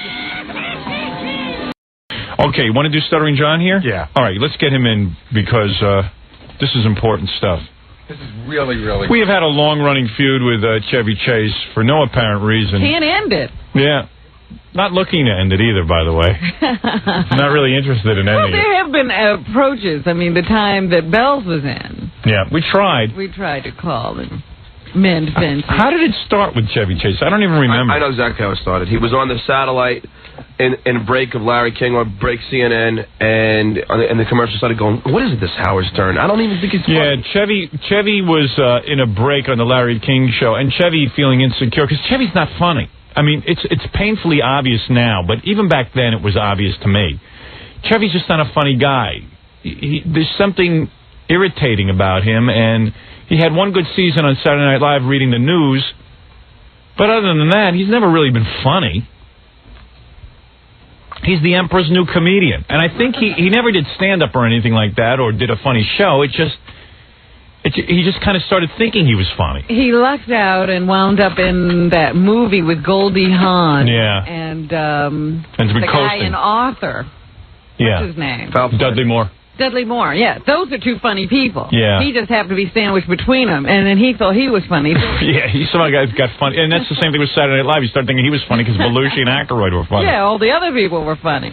And the guy just really isn't funny, and that's why in my book I predicted his talk show would last 6 weeks, which now everyone says, big deal. Everyone could have predicted that. But no, nobody was saying it in the beginning. No one was predicting 6 weeks. It actually lasted 5.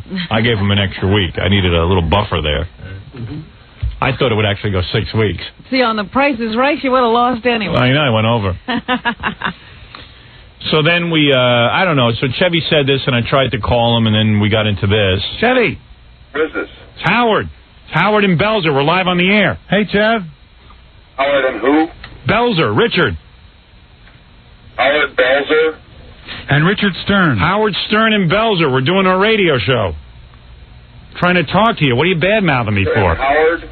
Howard Stern and Richard Belzer. We're on the radio. What? Whose radio? Whose radio's on? Yours. Why your radio on? Larry King told me to call. Why are you bad-mouthing me? Will you turn it down a little, please? I can't hear you. So what's going on? Why are you bad-mouthing me? Hello? Who's this? I've got it, Janie. Janie, we got it. Listen, he's not bad-mouthing you. Hey, Janie, Early in the morning. Janie, get off the phone, please. Get off the phone. I want to deal with this. All right. Hang up the phone. Well, but, you know, Janie, someone please call hang up the you. phone. Will you please? We are on the radio. Why is he being a jerk? Wait a second, Janie. We're on the radio. I'm trying. Yeah, I understand that. What? But why is he saying that to you when you're a very nice person? No, he's a nice guy, but he's being real mean to me on He's not being mean to you. You want to hear what he said about me on Larry King? Janie, get off the phone. Bell. Janie, get off the phone, please. Thank you. Chevy, I've always been nice to you. Hey, Howard, is this you? It's me. We're on the air. I got news for you. What? I didn't badmouth you, but I do have some news for you. What? This is my home, and I don't like you. Okay, is that clear? He was clowning around until Janie got It there. was Janie that caused the problem. Yeah. He was having a good time. He got freaked out because Yeah. Janie was like... Janie was taking Janie took much it like this seriously. time. What happened this time? Well, this time, I think it was Janie, but she started talking again in defense for him, and then he just started going, he goes, leave her alone, trying to... I don't know one thing you just said. I don't know one thing. It was kind of saying, this time. It's like, it was talking, and it's like, and then leave her alone. I know you know what you said. I just don't know what you said. He probably had a whole brilliant conversation. You were probably just brilliant. But I have no clue what you're talking Well, about. in other words, she interrupted my interview last night, and then as soon as she did, Chevy got a little irritated. But Yeah. He gets freaked out when she starts mouthing. she actually turned off my tape recorder. Did she? Yeah, but I saw her doing it. And Janie doesn't listen. Do you know No. how many times he has to tell her? Chevy's really got to get her under control. It's like, Janie, get off the phone. Chevy's a nice guy. Hang up. It seems like he's afraid of that she's going to say something wrong. Yeah, well, he was trying to handle it in a light way, with his stupid, I don't know what's going on thing. And Howard who? Yeah. Howard Belzer. Mr. Wrong Way. He's going to drag you into that bit one way or another. Yeah. You get a hold of him. She takes all the humor out of it. Sucked all the humor out of the situation. All right. Okay? So don't call my home again. Okay, fine. See you later. Bye. That's pretty funny when he says, Janie, please, hang up the phone. Janie. It seemed to me like he What? was trying to play like he had no idea who you were, or he had very little idea. No, that's his shtick. He does that all the time. And she made it entirely obvious. Yeah, she was knows like... you very well. Yeah. Hello? She was blowing it by making it, too real. Painfully obvious. Which would have been interesting. Yeah, she was serious. I'd rather talk to Janie than Chevy, quite frankly. If there was any joke to be had, Janie wasn't getting it. I would love to have been a fly on the wall for the conversation after that phone. Oh. Why is he doing this to you when you're a perfectly nice man? What's the difference? Don't pick up the phone. I was talking. Why do you have to get on and defend me? You make me look like a woman. All right, so let's get to it. Please hang up. You know what? Let me take a short break, and then really you got to stay tuned because John talks to Chevy at some length here. Yeah, he was cornered like a chicken. He was what? He was cornered like a chicken. He was cornered like a chicken. And I got to admit, I was watching the E! Show with you doing the interview with Burt Reynolds and some other people. Yeah. That fake mustache you wear is really funny. Yeah, I have a new one. I had a new one for today. You're really funny visually. Did you see that show? No. The E! Show rules. I mean, it's unbelievable. I heard from a lot of people who watched it. Uh-huh. The general observation was, and you know what, I don't get to see this stuff ahead of time, so I'm always kind of freaked out. Everyone was saying how F. Murray Abraham is really a jerk. Oh, really? I saw that one. Yeah, I thought he was nice. They were like, oh, he's just so full of himself. Yeah, he did come off as the pompous actor. Yeah, right. Yeah, the auteur. Get with it. Yeah, you thought he acted pretty cool? F. Murley hung in there the whole, 20 questions. F. Murley? Anybody who does that, I got it. Yeah. F. Murley. F. Murley hung in there, man. F. Millie. F. Millie Abraham. Well, John now is an actor himself. He has to take the side of every actor. But that mustache you wear is really funny, the disguise. In fact, if anything, that's less of a disguise because the mustache is so obviously fake. First of all, you should have seen the one last night. He starts running around and security guards are pushing him, right? Yeah. So the mustache is pushed up all the way. It's like not even anywhere near his lip. And then it starts moving to the side and it's all crooked. It's the funniest thing I ever, just watching the mustache. I've told John that a million times, that those wigs and mustaches draw more attention to him. Yeah. And then so I just heard that Chevy pulled his mustache off during the interview. Did he? Oh, that's so funny. obvious. Yeah, but you know what? It just covers it up for a little while. Yeah, right. Covers it up. But I really don't have to now with the new haircut, but I just thought I don't know. I think, He likes it. Does he recognize you right away, Chevy? No, I had no idea. No idea? Oh, no, yeah, I even changed my voice a little bit. You got. Oh, I got to hear this. All right. Let me. John is acting. It's a short break, and we'll be right back. Jackie, New Rave, Joe Page, Martin, to order Jackie's Wild Comedy CD or cassette. It's $10 plus $3 shipping and handling. Holiday special. Buy two, get one free. Call 1-800-323-KING this Friday night. Jackie with Jake Thomas at Memories Restaurant and Shark Bar in Fort Lee, New Jersey. For raunchy jokes and info, call 516-922-WINE. Remember, 516-922-WINE is not a pay service. Okay. Stuttering John with Chevy Chase. Let's get right to the tape. People have been waiting patiently for it. It's the new Howard Stern trying to get the material on time. All right, so this is Stuttering John with Chevy Chase yesterday. Where was Chevy? Outside NBC, right? Yeah. Okay. Have you been around that area since they put up the Christmas tree? You can't move. The traffic is awful. I hated it when we worked there and that Christmas tree would go up. Yeah. All right, here we go. A tree. I'm going to chop it down tonight. Do everybody a favor. Yeah. These are pretty brutal questions, too. Yeah, very brutal. The questions are getting worse with you? Yeah, well... it's like you just want me to get one off now, and then that's it. No, it wasn't that. It was just that these were really good questions. You'll like it. You'll like it. Here we go. Chevy, call ask your question for WXOK Radio. Any particular name? What? Ask your question for WXOK Radio. Oh, you doing British accent? Yeah. Radio. Hello. Can I ask you a question for WXOK Radio? Radio is the only thing that has an accent. Yeah, right. Did you notice that? Is that you disguising your voice? Yeah. Billy's jealous. You're such a good impression. Chevy, call ask your question for WXOK Radio. Any particular name? What? Ask your question for WXOK Radio. I didn't understand a word you said. Ask your question for WXOK Radio. Absolutely, yes. He's very patient. Who's saying you're very patient? I think his wife. Oh. I think. Here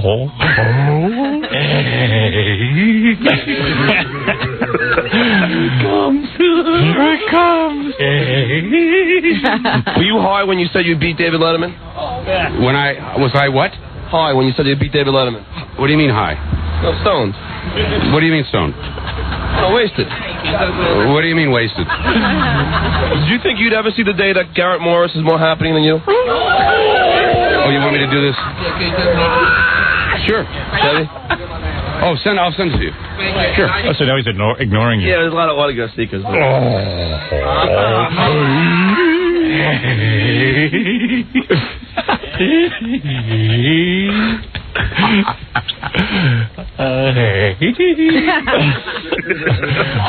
right, we got some more questions coming up. Your very first show last year, I did. Chevy, do you think that you'd ever see the day that Garrett Morris is more happening than you? Hi, how are you? What? Do you think that you'd ever see the day that Garrett Morris is more happening than you? You have parents? Yes, I do. Did they bring you up right? Yes, they did. Did they bring you up to do these? Speaking. Did they bring you up to do what you're doing? Did they? Yeah. Would they be proud of you? Yes, they would, Chevy. Really? Yes, they would. I'd like to meet them. Do you tell your children? Write me. Do you tell your children that you're an accountant, or you tell them or do you tell them the ugly truth? About what? About your career. About my career? Yeah. I tell them the ugly truth. Does it bother you? How's your career going? So good. Why two mics? Well, because you just can't get a job with one person. Oh, no, See you later. Oh, come on, Chevy. Hey, Chevy, Howard Stern. Anything to say about Howard Stern? I love Howard. Oh. You guys are in a feud. We're not. I never listen to him. I have no idea why he's in a feud with me. Chevy Chevy's wife? Oh, don't go away. Don't. Just leave her alone. No, she said to me. No. Yeah. Did they bring you up to be like this? Well, did they bring you up to be like this? I'm a journalist. No, here, take it. You want it? Fake. There you go. There you are now. And now you ripped off your mustache? Yeah. And what happened? Janie started talking? He got upset? Yeah. And that's when you heard that the different audios because she turned up the mic and the TV audio took. She actually came up and turned off your mic? Yeah, she turned the tape recorder off. Wow. So what is she so protective of? Janie's a loose cannon. Yeah. Because she knows what an idiot he makes of himself on these interviews. Even she can tell. Well, I thought he's handling it. Yeah, well, I mean, he's getting a little uptight, though. Why doesn't he mellow out? He's so funny because he gets onto that one jag. Yeah. Did you have parents? He gets real uptight. You know, and he goes right back to that. Yeah, he gets like weird, right? Yeah. Does he get weird? Yeah. Like your dad or something? It's like he almost like he would rather just kick my ass, But he just wants to be that young hip guy that he was, and it's just not happening. He's for him. almost like a gym teacher. You see a whistle around his neck. Do you have parents? He's a scary guy. He scares me. It's like a school principal. Yeah. What?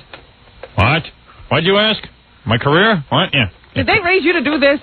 How's your career? It's miserable. You look different. Yeah? I've been jogging maybe. I lost a little weight. I swear you were on some kind of drugs. I don't know why you think that. I swear to God. You remind me of a guy on Prozac. No, I'm not. You ever take Prozac? No. You've never taken it? No. It's the haircut, Howard. You don't take Prozac? No, I took Valium.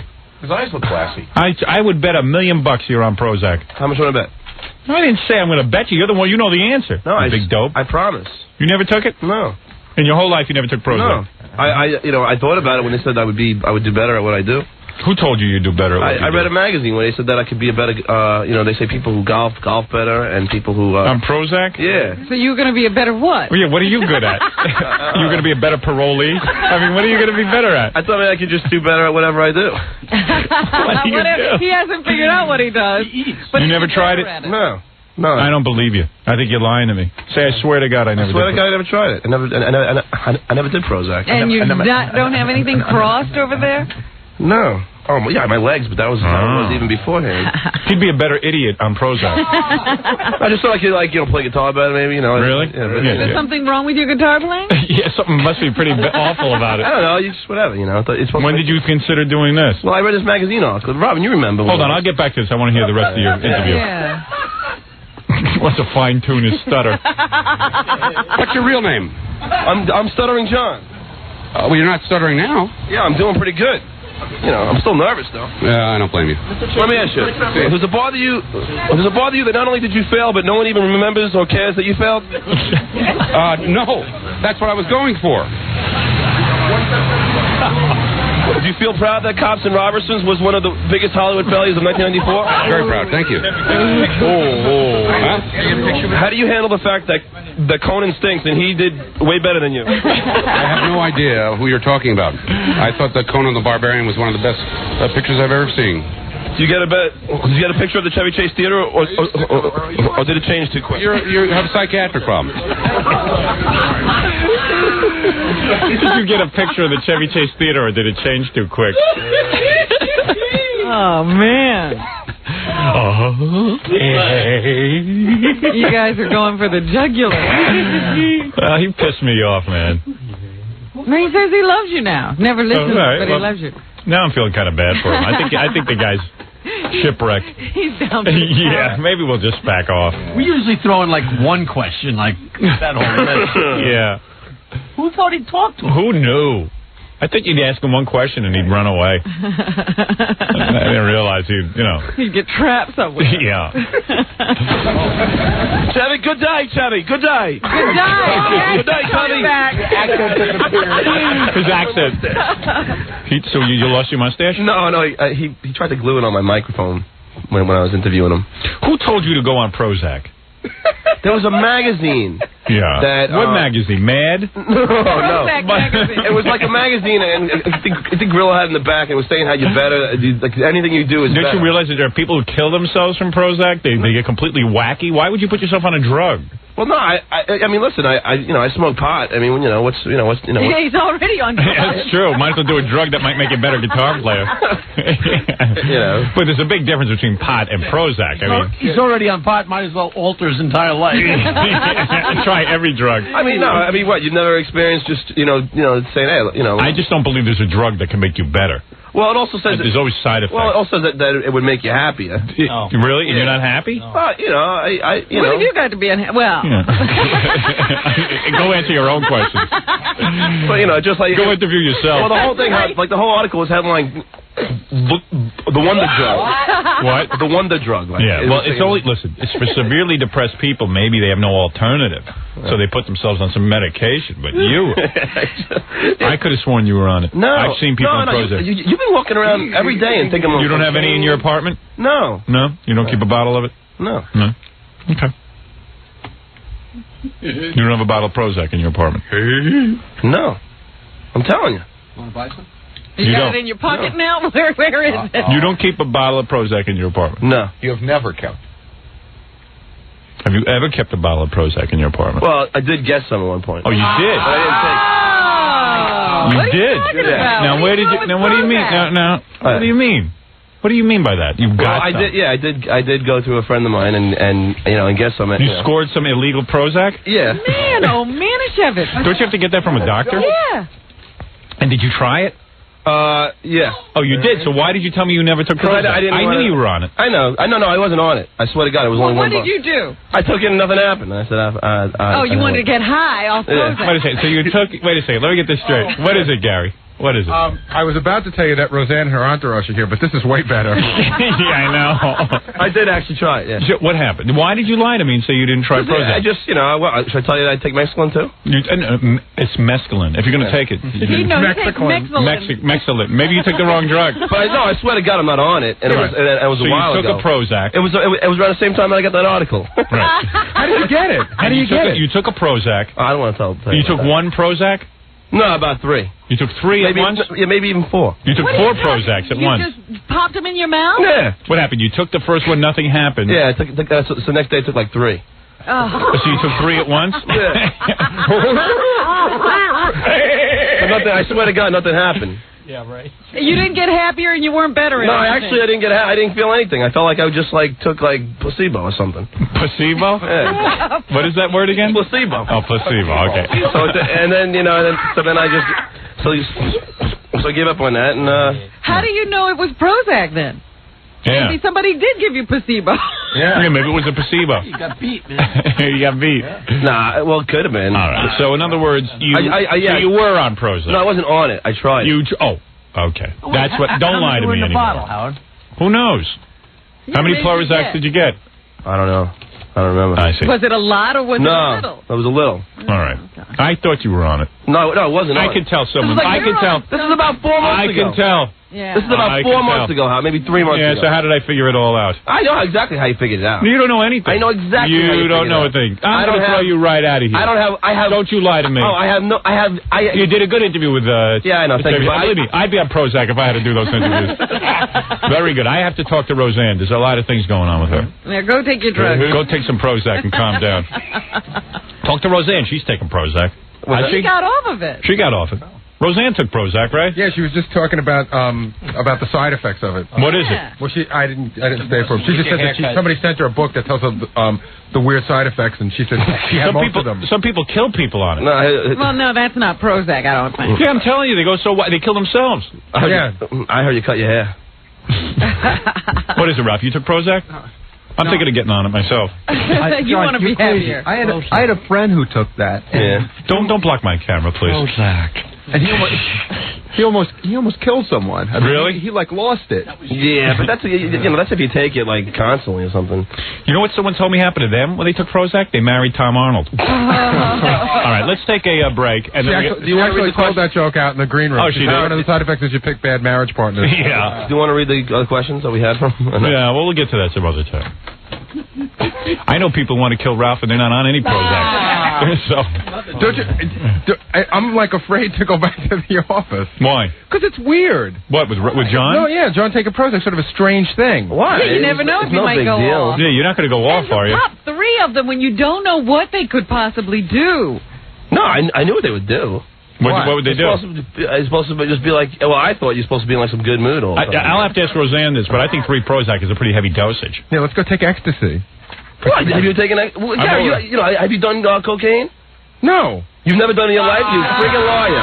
You know what? Everybody here, Jackie, you haven't tried every drug known to man? No, but it's different. I don't understand why, what's I'm not saying anything. I just want to know why you weren't Prozac. Because we're all grown up and you weren't taking it. You weren't taking it for recreational use. You were taking it for... When we did coke, we were doing it for some fun. You're taking it to try and improve your guitar playing. No, I was taking it because I thought I'd be in it would be like a... Why don't you go out and talk to Roseanne during the commercial? Seriously. Yeah, let her commiserate. Did he take the Prozac before a lesson or what? Yeah, right. I'd like to know what... My guitar teacher's coming over. I better take some Prozac. I'd like to know what he based his data on. Yeah. In other words, the reason for Gary, Gary, no, I'll talk about it. You snorted coke. Yeah, of course. You did it. You did it just to get high. Also, I'll tell you what happened. But he does Prozac. You think he's going to change his life? No, Howard. I'll tell you what happened. Actually, what happened is get Roseanne in here. She'll counsel. Where's Roseanne? This is the worst form of drug taking. This is experimenting with drugs. No. No idea what's going to go on. Howard, it was my girlfriend's father. And that's Jackie who takes drugs every day. It was like Howard. So my girlfriend's father is a pharmaceutical. Makes the stuff. Right. So he sat me down and like told me all the pros and cons of it. Did he tell you it takes 4 to 8 weeks to take effect? No. Well, I didn't ask him about when it would take effect. So you took 3 and then you just like stopped. It's just like, And then what happened is Karen found him and freaked out on me and left me. For 3 days. Oh, really? And then I wasn't able to take him anyway. She was afraid for her life. And then she would make me swear to God. So I wasn't able to take him. I was like, because she make me swear on my mother's life and the whole 9 yards. I wasn't taking him. So then I wasn't able to take him. Why don't you go out and talk to Roseanne? Obviously, she's not coming in. She doesn't want to be near you. You want me to go get her? Well, all right. Why don't we take a break and then we'll talk to Roseanne? So, okay. All right. Stuttering John, ladies and gentlemen, with Chevy Chase. Very good. Stuttering John and his Prozac experience. Amazing. All right, we're going to take a break. We'll be back with Roseanne right after this. All right, did you go out and interview Cindy Crawford yesterday? I was sitting there waiting just to say how long it'll take. Did you interview Cindy Crawford? Yeah.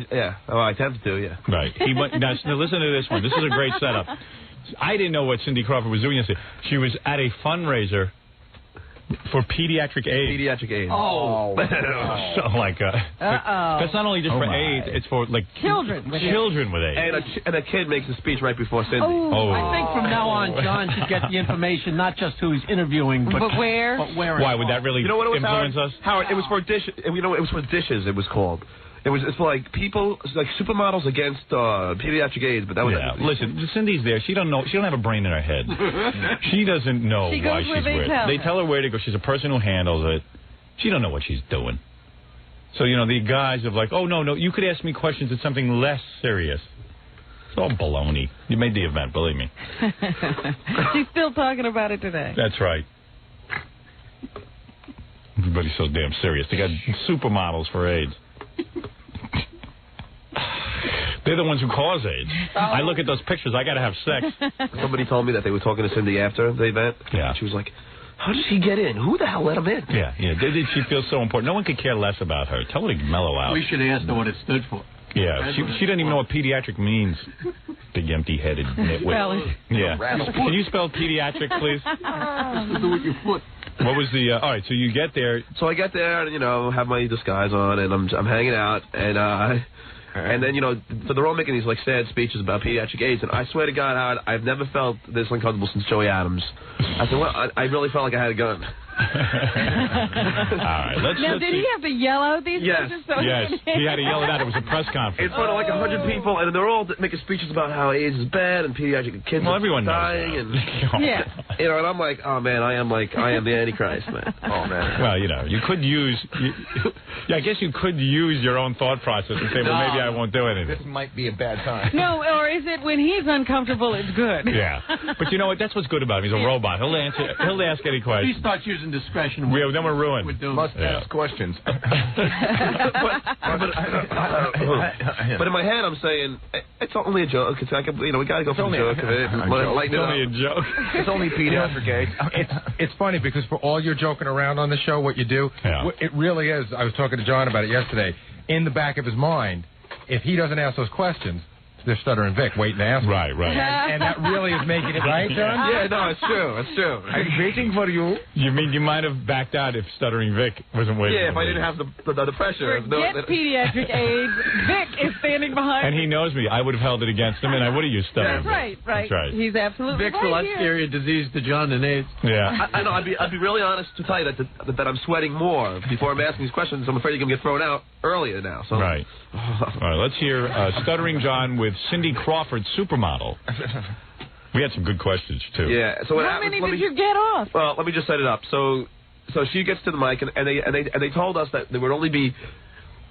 Look at... I'm sorry, man. I'm sorry. I'm congested. All right. I'm sorry. After, so the producer comes up to me and says, after the press conference, Cindy's just going to do one-on-ones. Now, I know Cindy's not going to do a one-on-one with me, so I said, this is my only chance. So Cindy gets to the mic. I said, I got to break into her speech at some point. Oh, you broke into the speech? Oh, yeah. no! Oh, my God. Oh, no wonder they threw you out. It starts out with about, the tape starts out with about... That's so bad.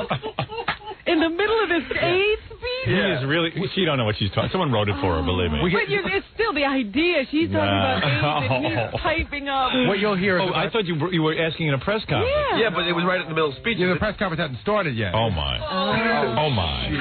Maybe that's why. Oh, my. What you're going to hear, Howard, you'll hear about 25 or 30 seconds of Cindy's speech, give you a little of the flavor of what's going on. Okay. And then you'll hear the sniper come in. Oh, no. Jesus, John, you're not supposed to do that. No, you don't want him maybe you do want him using his own discretion. He has not. I just assumed that it's right because you guys sent me there. We don't know what we're doing. Is that what you assume? Yeah, I do. We have such great reputations in the world. All right, let me hear your question.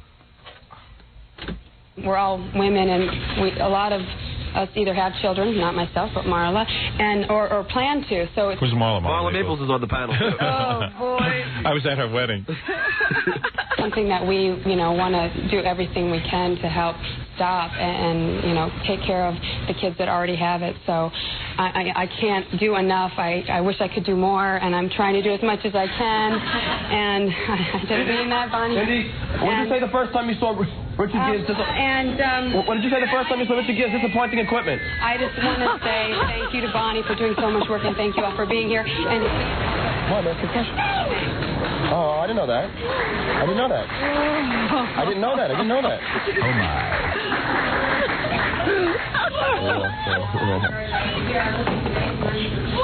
Well, what happened now? Watch. Just, what happened? Just keep it rolling. Just tell me what's happening. I can't see So it. now they start to tell me to leave. So I say, well, I just got to get my stuff. And while I'm getting my stuff, I yell out another question. Okay. What? You're a nut. I gotta get my stuff. Get it fast. All right, hold on. Which way? You go here. Just gotta tell somebody. All right, just gotta tell somebody. Yes. Don't touch me. Yeah, I'll meet you guys. All right, it's over. Don't worry, it's over. Let's go. How come I don't ask a question? Go. Look. Hey, Cindy, do models take vomiting lessons, Cindy? Do models take vomiting lessons? Okay, well, now that he's gone, we can have a very short question and answer period. They were having a question and answer period. Why didn't they wait? Because they told us they would only do one-on-one. So. But she just said we're going to have a show. Yeah, well, they didn't tell us that. They set it up by only one-on-one. So. Oh, I see. I said it's either now or never. So you were whacking, man. So I was asking that question. Speech wasn't that good. So now when I asked the question, the guy put his hand over my mouth. I was really, so I had to put you like that. Is he a big guy? No, a little short, little dwarf. Really? Yeah. And then a big guy came out later. Holy mackerel. Holy mackerel is right. Oh. We should have asked for an autograph. Yeah. Oh, man. That takes guts. What? You want to ask It's not clear to me why he blurted it out. I don't understand either. All right, let me explain. A speech. I'll explain. Yeah. Cindy was only getting up to the mic at this time, I thought. The only time she'd be at the mic was now. Yeah, right. But So if I want her response to be audible, I got to get it with you know the she's not going to answer your question if she's in the middle of a speech. But I figured it's the only time I had. What is it, Scott? Scott the engineer. I was there with him. You were there? Yes, I was there. Did you want to kill yourself? I was burying my head. I was like, Did you walk out in an opposite direction? No, I just sat there. We pretended like we didn't know him. And, we had no clue. Because afterwards, the guys come back. Who the hell was that? How did he get in here? And I'm going, I don't know. I don't know who he is. I don't know. Because he was sitting right next to me. I see. I don't know. But it was the wrong time to ask the question. Of course. He has no brains. Because when I walked in, I heard that they were going to do a question and answer. Right. But they told me that they were only doing one-on-ones, which I would never got anything. I had to go for the moment. Oh, yeah. You're nuts. It was frightening. Yeah. You were nuts. Can we hear it again? Yeah, let's hear it again.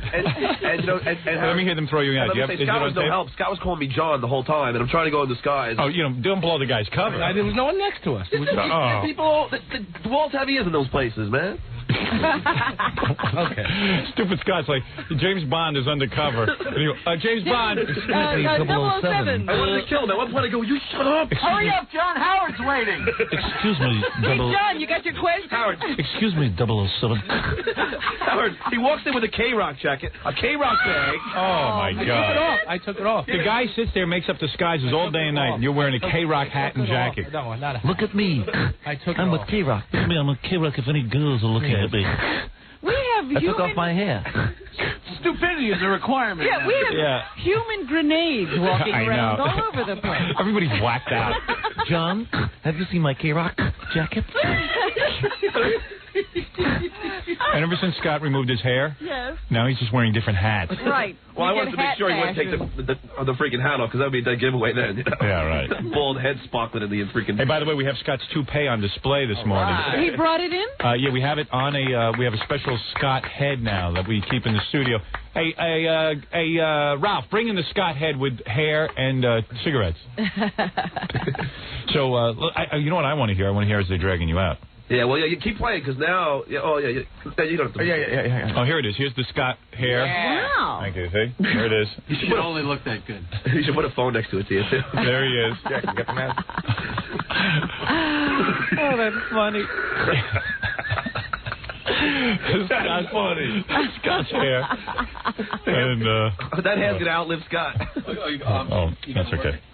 I'll show you in a break. Do you know how to put it on? No, give me the other piece. Oh, here. It's working. It's a Scott. You got a Scott hair thing? This is good. I don't know what you're doing. This is a little drawing we did of Scott with hair and without hair. It's a thing you can order. Okay. You can do it on camera. See, this is before wig. Yeah. Before and after wig. Let me see. I can't see. Yeah, wait. Here, give me that. Give me that. All right. I don't think that's funny. All right, that's before. That's great. Scott's hair grows. What's going on? You can see that on the E channel. If you don't get E, tell your cable company they suck. There you go. Let's see what the hell was going on here. Where am I going to keep the head, the Scott head?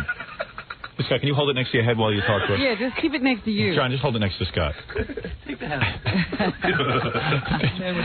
you go. There you go. He looks like a cancer patient.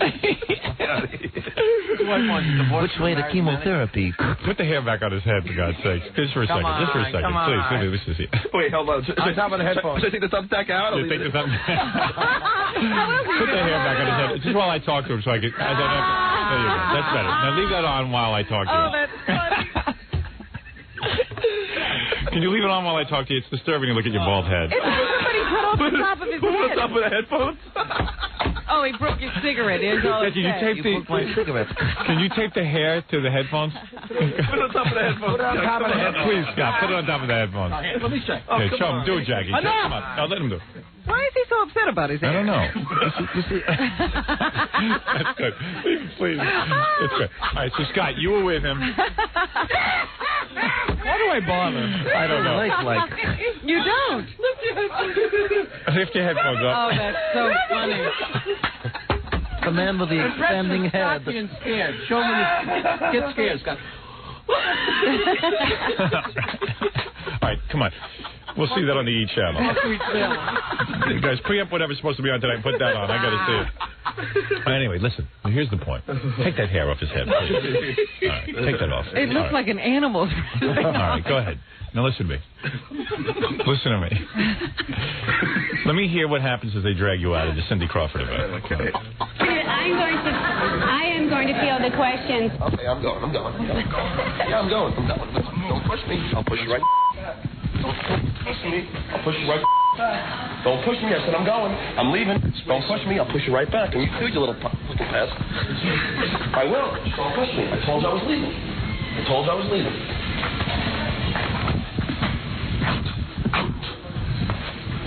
The elevator? What was that? The guy goes, out, out. He's trying to be quiet and yell at him at the same time. Right. Out, out. Wow. You really made a nuisance of yourself. Yeah. It was very, very, very quiet. It was like a morgue-like setting, you know, like very quiet, like how you remember how the Dalai Lama was? Yeah. Like very quiet. Well, it's very serious. Cindy Crawford's a very serious. Yeah. You know. Well, pediatric AIDS. Yeah, that's a pretty heavy topic. Yeah. Well, what are they so quiet about? It's like a morgue. Why is everybody so bummed out? I didn't tell you the worst part about it. Just kids dying. Yeah, that's what you said. The worst part about it? What? A kid gave a speech right before Cindy. I tell you. That's good. Why don't you interrupt his A speech? little sick kid? I don't think she was. She looked healthy. Oh, all right. She looked healthy. Didn't look too bad. A little pest with a disease.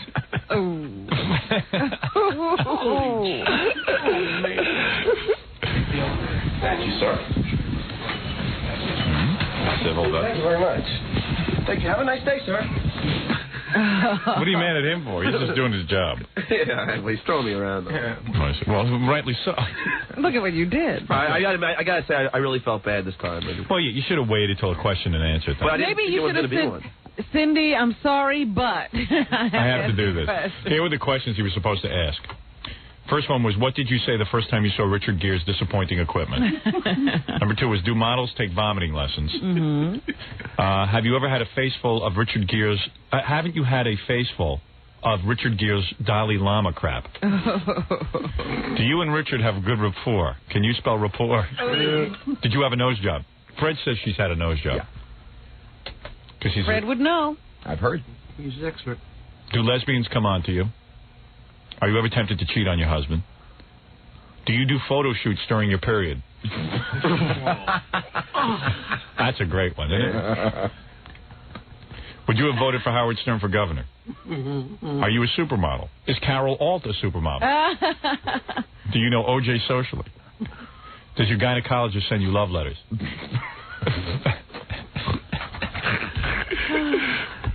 I mean, let's face it. If I had waited for the question and answer, I would have been thrown out at the first question anyway. Yeah, but at least it would have been the appropriate time. Yeah. I will correct you on that. You know what? No one. There was one person who asked a question. That was it. They took one question. Really? No one else had any questions. Oh my God. See, John, you would have had a. They would have enjoyed you. Enjoyed me. All right. He says he didn't know. Oh. No, they told me just one-on-ones. The producer said one-on-ones. That's it. And I wouldn't have got a one-on-one with her. I see. You know, she was on mic. Right. All right. Well, listen. She didn't say anything. But she really, you should have seen her. She was trying so hard to avoid me. Yeah. She was looking straight ahead and just blocking me out. You know what it is? She's the consummate artist. You've seen that MTV show. She's incredibly talented. Well, she's focused. Yeah. Nobody can shake. Yeah. Very focused. Listen, she's like a robot. You give her a script to read, she's going to read it. She's not going to have any interruptions. One robot interviewing another. Yeah. How'd she look? Nice? She looks great, man. Yeah. Isn't that weird to be known for just being good looking? She does nothing else but be good looking. Wait, that's what she's known for. And you know, Marla is great looking. Yeah. But the little context, you know? Yeah. You know, Cindy's like unbelievable. Well, she's a supermodel. That's how she got to be super. Yeah. Yeah, but I bet you I bet you Cindy lays there like a locks in bed. And I'll bet you Marla performs. Yeah, no, I bet you. I bet you she looks a hell of a lot better. Marla is a high-performance machine. That girl knows how to take up the slack. She's hot, too. You know. Yeah, she's no slouch. And I guarantee you, she becomes in a 12. If she's a 9 when she goes to bed, and Cindy's a 10, Cindy becomes an 8 in bed, and the other one becomes a 12. She's a 10 where it counts. Right, in the sack. That's right. She gets on her back, she starts earning her keep.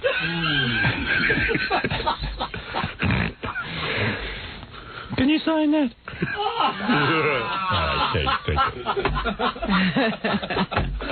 All right, very good. That was a nice, I guess it's a nice job. I'm not sure. Hey, Howard, do you mind if I just do one plug? Man, I haven't done them in a while. Can I just say one thing?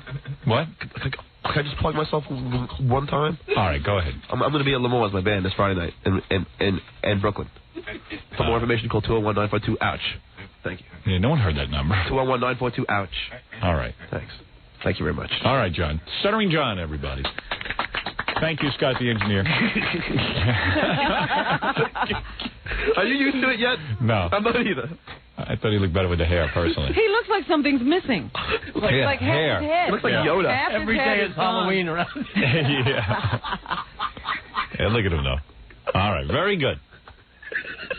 Dude, put the hair back on before it's too late. How can any of us be depressed? All right, we're gonna take a break, and we'll be back right after these words. Stuttering John tried to interview Claudia Schiffer. Oh, the supermodel. Supermodel. She's a supermodel, right, Fred? Absolutely. All right. No doubt about it. We sent Stuttering John and our intern, the ex-con Basil, who was actually in jail. And he looks like a guy in jail. Looks like he should still be locked up. Yeah. We sent Basil. It was a two-man operation. While John would interview Claudia Schiffer, Basil would run interference. But Basil evidently screwed up because he was so bedazzled by Claudia Schiffer's beauty that he just stood there and stared while John got thrown. He didn't do his job, and John got thrown out. And you know what Basil told us? What?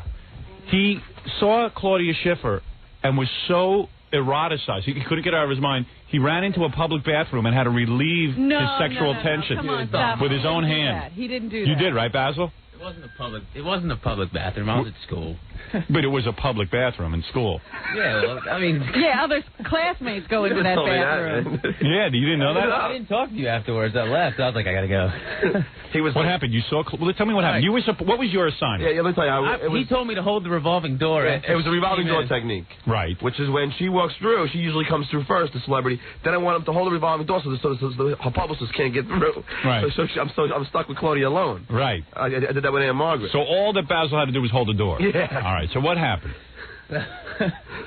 So she was walking up, and I'm like, John, where do you want me? Where do you want me? He's like, all right, the publicist is behind. Do you have that lip gloss on again? Yeah, I got to play. I'm in a play tonight. I got to keep. I don't care what play you're in. You look ridiculous. You've got big waxy lips. And it only makes him more frightening. You are so You really look like a guy in prison. I know. I need to get my hair cut. Haircut? I don't know if it's your it ain't the hair, bro. I don't know what it is. You know, his mouth is all shiny from some chapstick. It's like he's eating candles. It's like he saw Claudia Schiffer, he relieved himself, and he hit himself in the mouth. You all got a bunch of gloss all over your mouth. So Basil's going around saying, I've never been so hypnotized by a vag before. That's what he said. Yeah, You know what? Why do you keep getting these frightening people to work in this office? They're working for free. Who am I going to get? Oh, my God. What?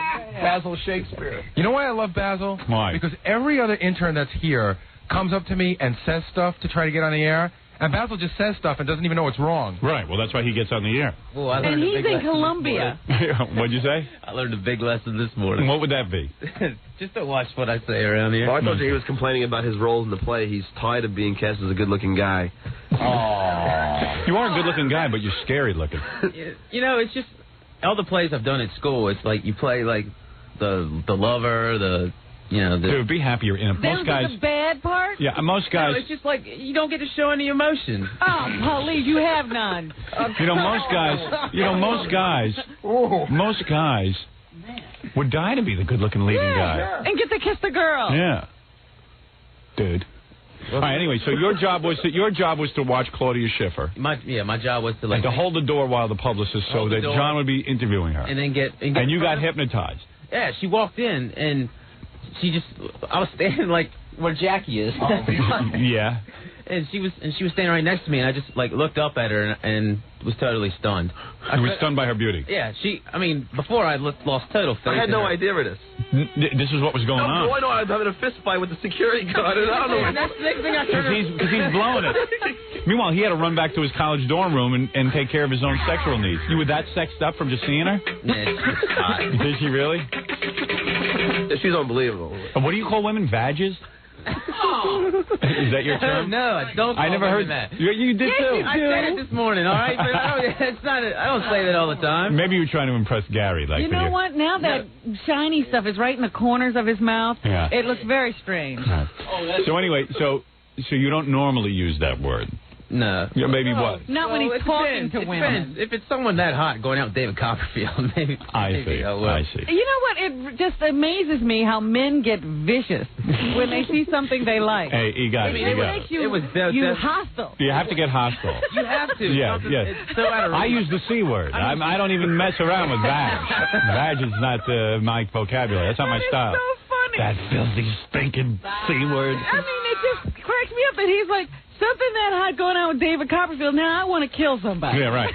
No, I mean. Well, I wanted to kill someone when that model was going out with Jon Stewart. All right. So anyway, so you saw Claudia Schiffer, and I'll tell you something. I'm a pretty horny guy. I got to be honest with you.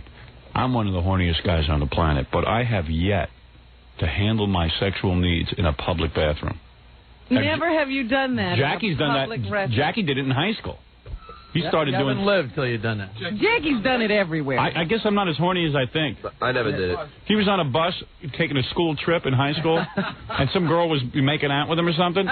So he had to run into the bathroom. She was fondling me for 6 hours on the way to Washington. Oh. Why would it take 6 hours to get to Washington? Usually it's like 4.5. Or 4 hours, whatever it was. Oh, okay. Who knows? This wasn't an accurate story. It was more than 20 minutes. I mean, we're making out and playing around for a long, long time. So what did you do? And then when I got off the bus, I got horny.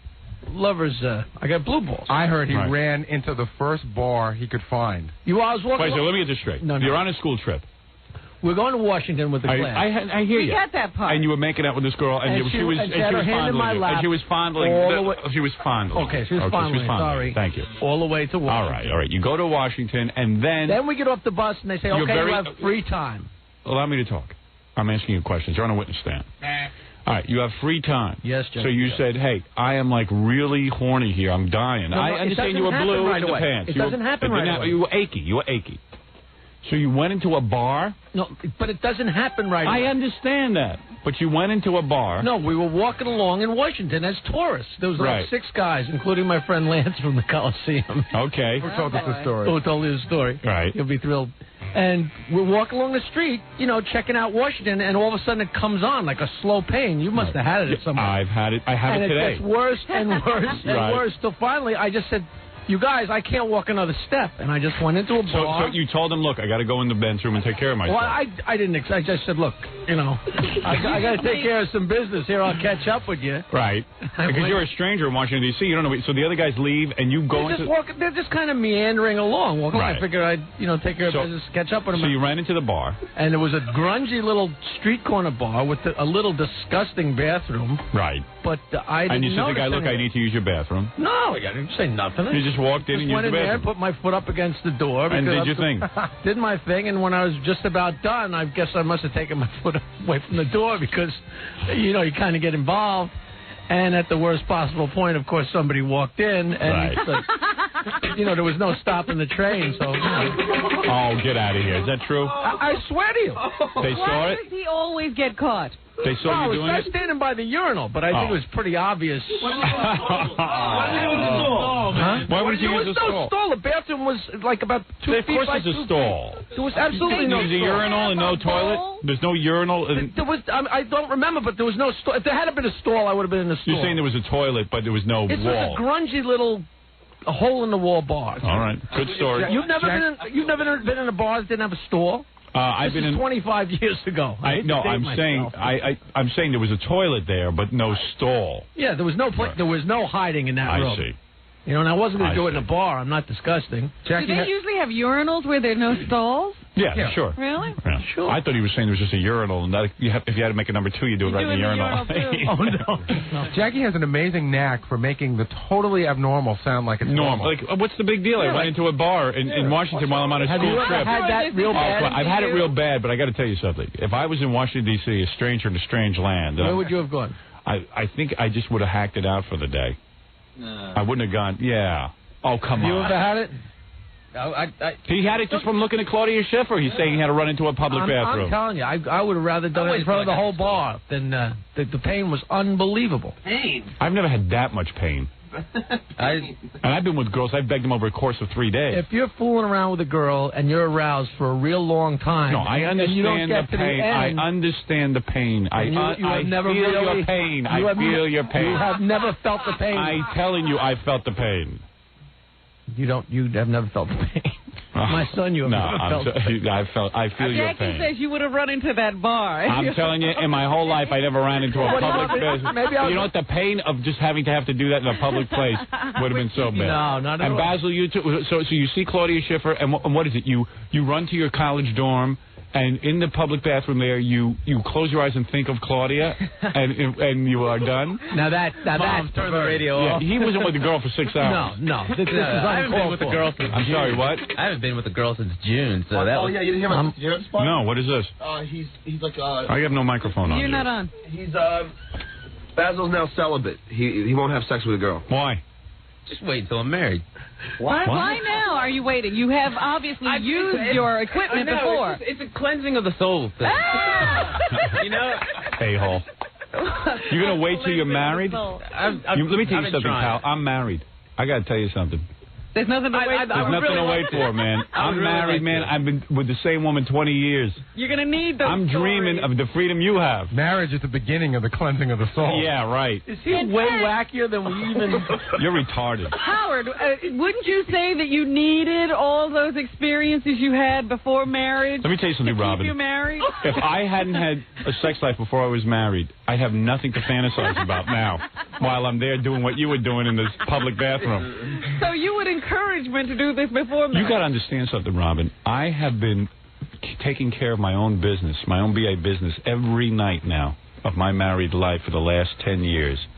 I got to tell you something. I sit and think about girls I had sex with when I was 19. I met my wife when I was 19. It was over for me when I was 19. Yeah, see, it's not really marriage. It's like I'm looking to get into a relationship. You know, jerk. Howard, you know what he's telling me? He was with a girl and she wanted to do it and he wouldn't do it. What's wrong with you? He used to do it. You might be a homo. No. I don't know, Baz.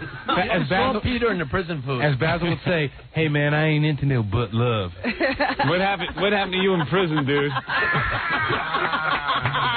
You're going to wait till you get married? A relationship, you know? Come here, I'm going to smack you in your head. He wants to hit you with that stupid hat you wear. You're a good-looking guy. You're telling me that you get all the good-looking roles in your school plays, that girls want to have sex with you. And you know what it's like when you're in a play. Everybody's doing everything. Well, last semester was good. You know? Dude, maybe you're getting too much.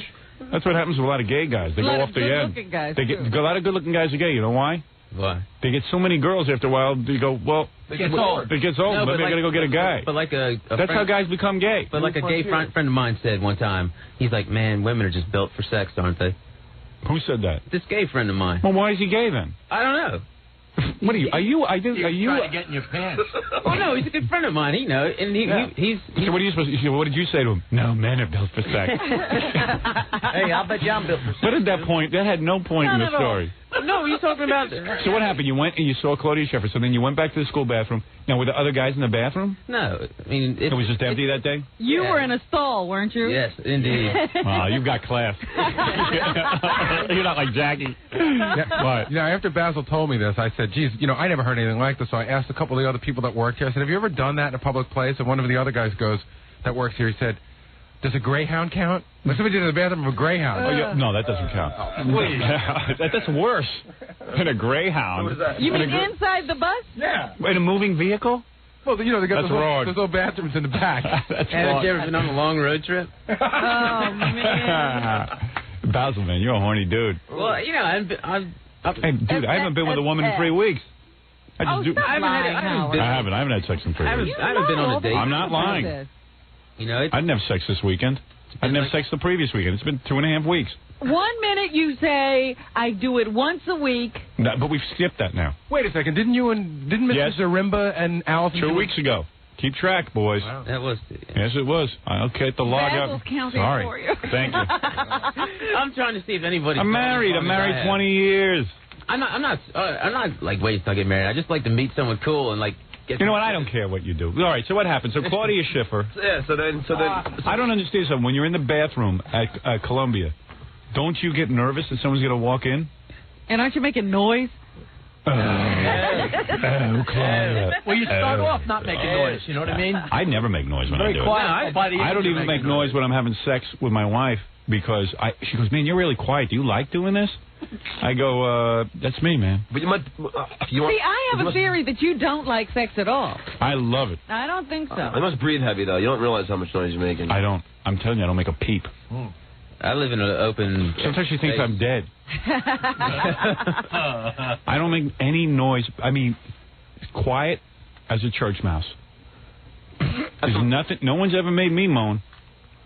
Oh, Howard. Right, that's my wife's fault. fault. You moan and she my wife's screaming at the top of her lungs. No, I'm not talking about her, but she doesn't make you moan when you're by yourself. You don't moan. She don't move around a lot. But you're supposed to know how to really... When I'm by myself, no. You got to do it quiet. You train yourself to do it quiet so your parents don't find it. Even in the or your house wife. by yourself? Even by myself. Always have to stay in practice. I'm like a Vietnam vet. That's an old joke. Honey, did I hurt you? Why do you ask? You moved. Yeah.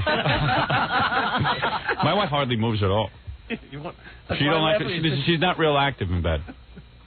Ever catch her watching TV? No, but she'll start even talking during it. About stuff with the kids and... Oh, it must be exciting what you two do. Want to go shopping tomorrow? Oh, God. Watching TV. I want to kill myself. I really do. I just don't have the nerve. I'm like that woman with the 2 kids. I can't get in the car. Kids go. I can't get in the car. I watched the kids drown. I just didn't have the nerve to kill myself. I wanted to go, but I couldn't. Yeah, it was a hassle. I had to be here. All right, so Claudia, so no one walks in on you, and how long does it take? A minute? Yeah, I mean, it's quick. Is it? Good for you. Yeah. I had no idea. I mean, he comes outside, he goes... You had no idea this drama was going on. No, he didn't. He never told you how upset he was. No, he just said, hey, she was hot. I go, yeah, she was, wasn't she? And that was it. Yeah, there was a whole sick little story going on. I really felt bad. Like, when I was leaving, I was like, man, I really should have gotten in front of that security guard. I felt really bad about it. Because you mean Claudia Schiffer, like, blinded you with her beauty. She did. She really did. Right. I mean, before I lost total respect for her, for David Copperfield, I was like, all right, she's not that hot. Right. So then I was like, all right, Kate Moss is my new favorite supermodel. Right. That's it. I'll teach you a lesson. Yeah, right. So you taught Claudia a lesson by making Kate Moss your favorite. Like, that's it. No more fantasies about Claudia. Right. Well, good for you, Basil. You've got a lot of interesting thoughts. But Howard, meanwhile, I'm telling you, when you listen to the tape, there's a fight going on between me and the security. All right, let me quickly hear the tape because I got midgets waiting to come in, and midgets are always better than you two. I don't know. That was a pretty good story. Yeah, you'll see. When you see a midget with his full-size girlfriend, you tell me what's a better story. A midget's getting it, and I'm not. Yep, a midget's doing better than you. Did you see the midget's girlfriend? No, I saw the midgets, and they're tiny. Yeah, they're midgets. That's why they call them that, John. All right, hold on. Here's Stuttering John. While Basil is supposed to be distracting the security guy. Meanwhile, the security guy gets John in 2 seconds and beats the crap out of him. Stuttering John's getting pummeled, and Basil's hypnotized. I thought John did well for her. Right. Yeah, this is the first time I actually had to push the guy back. Really? Right. Let's see. Hi, Claudia. Can I ask you a question for WXRK Radio, please? Yo, what the hell are you doing? Claudia, can I ask you a question for WXRK Radio? Do you find it ironic that you're German and you're dating a Jewish man? Hi, what is this? Don't touch me, man. Hi, Claudia. Did you find it ironic? Go ahead. That you're German and you're dating a German... a magician? I'm sorry. Can I just go by? I'm sorry. Claudia? There she goes. Excuse me, I gotta go. Listen to her. She's like, excuse me, can I just... Like, I like these models. They're so used to being good looking, having their asses kissed. They can barely get the words out. They're so... She earns every penny. Howard, that's what Basil was running around this morning going, she earns every penny. Georgie was born, Basil. Yeah, Basil. We earn every penny. That's what my mom was saying. She's like, yeah. She's like, it's just another person. You told your mother how you were affected? No, I didn't know the whole story. Thanks a lot. No, just on the escalator. The rest of it. This is on the Just on escalator? the escalator, so now she's trapped. It's All right, so you're trying to ask her, isn't it ironic that you're a German and you're dating a Jewish magician? Yeah, but now we're on the escalator, we're going down, and she's like totally trapped. There's nowhere to go. The best thing about the escalator Yeah. is while John and Claudia are on the escalator, everybody is screaming, "Get her, John! Go, John!" No one's paying attention to Claudia. Everybody's like... You know what's funny? I know the question he was trying to ask, and I still don't understand the question when he asked. And in fact, that time he said, "Isn't it erotic?" Yeah. Not ironic. I got to hear that again. Hold on. I got to apologize, man. 14 permutations. Because we had really good questions for Claudia Schiffer. Wait, I got to hear this. Hey, Claudia, can I ask you a question for WXRK Radio, please? Yo, what the hell are you doing? Claudia, can I ask you a question for WXRK Radio? Do you find it ironic that you're German and you're dating a Jewish man? I love when that microphone gets like this. I love that. I just wonder what's going on at that moment. Hey, man, what are you doing? It's theater of the mind. All right. Actually, on the E! Show, you'll get to see. We take a camera with us. What is this guy doing? Touching me, man. Hi, Claudia, do you find it ironic? Go ahead. That you're German and you're dating a German. That you're German and you're dating a Jewish magician. I'm sorry. Can I just go by? I'm sorry. Claudia, pass you. Now they're on the escalator.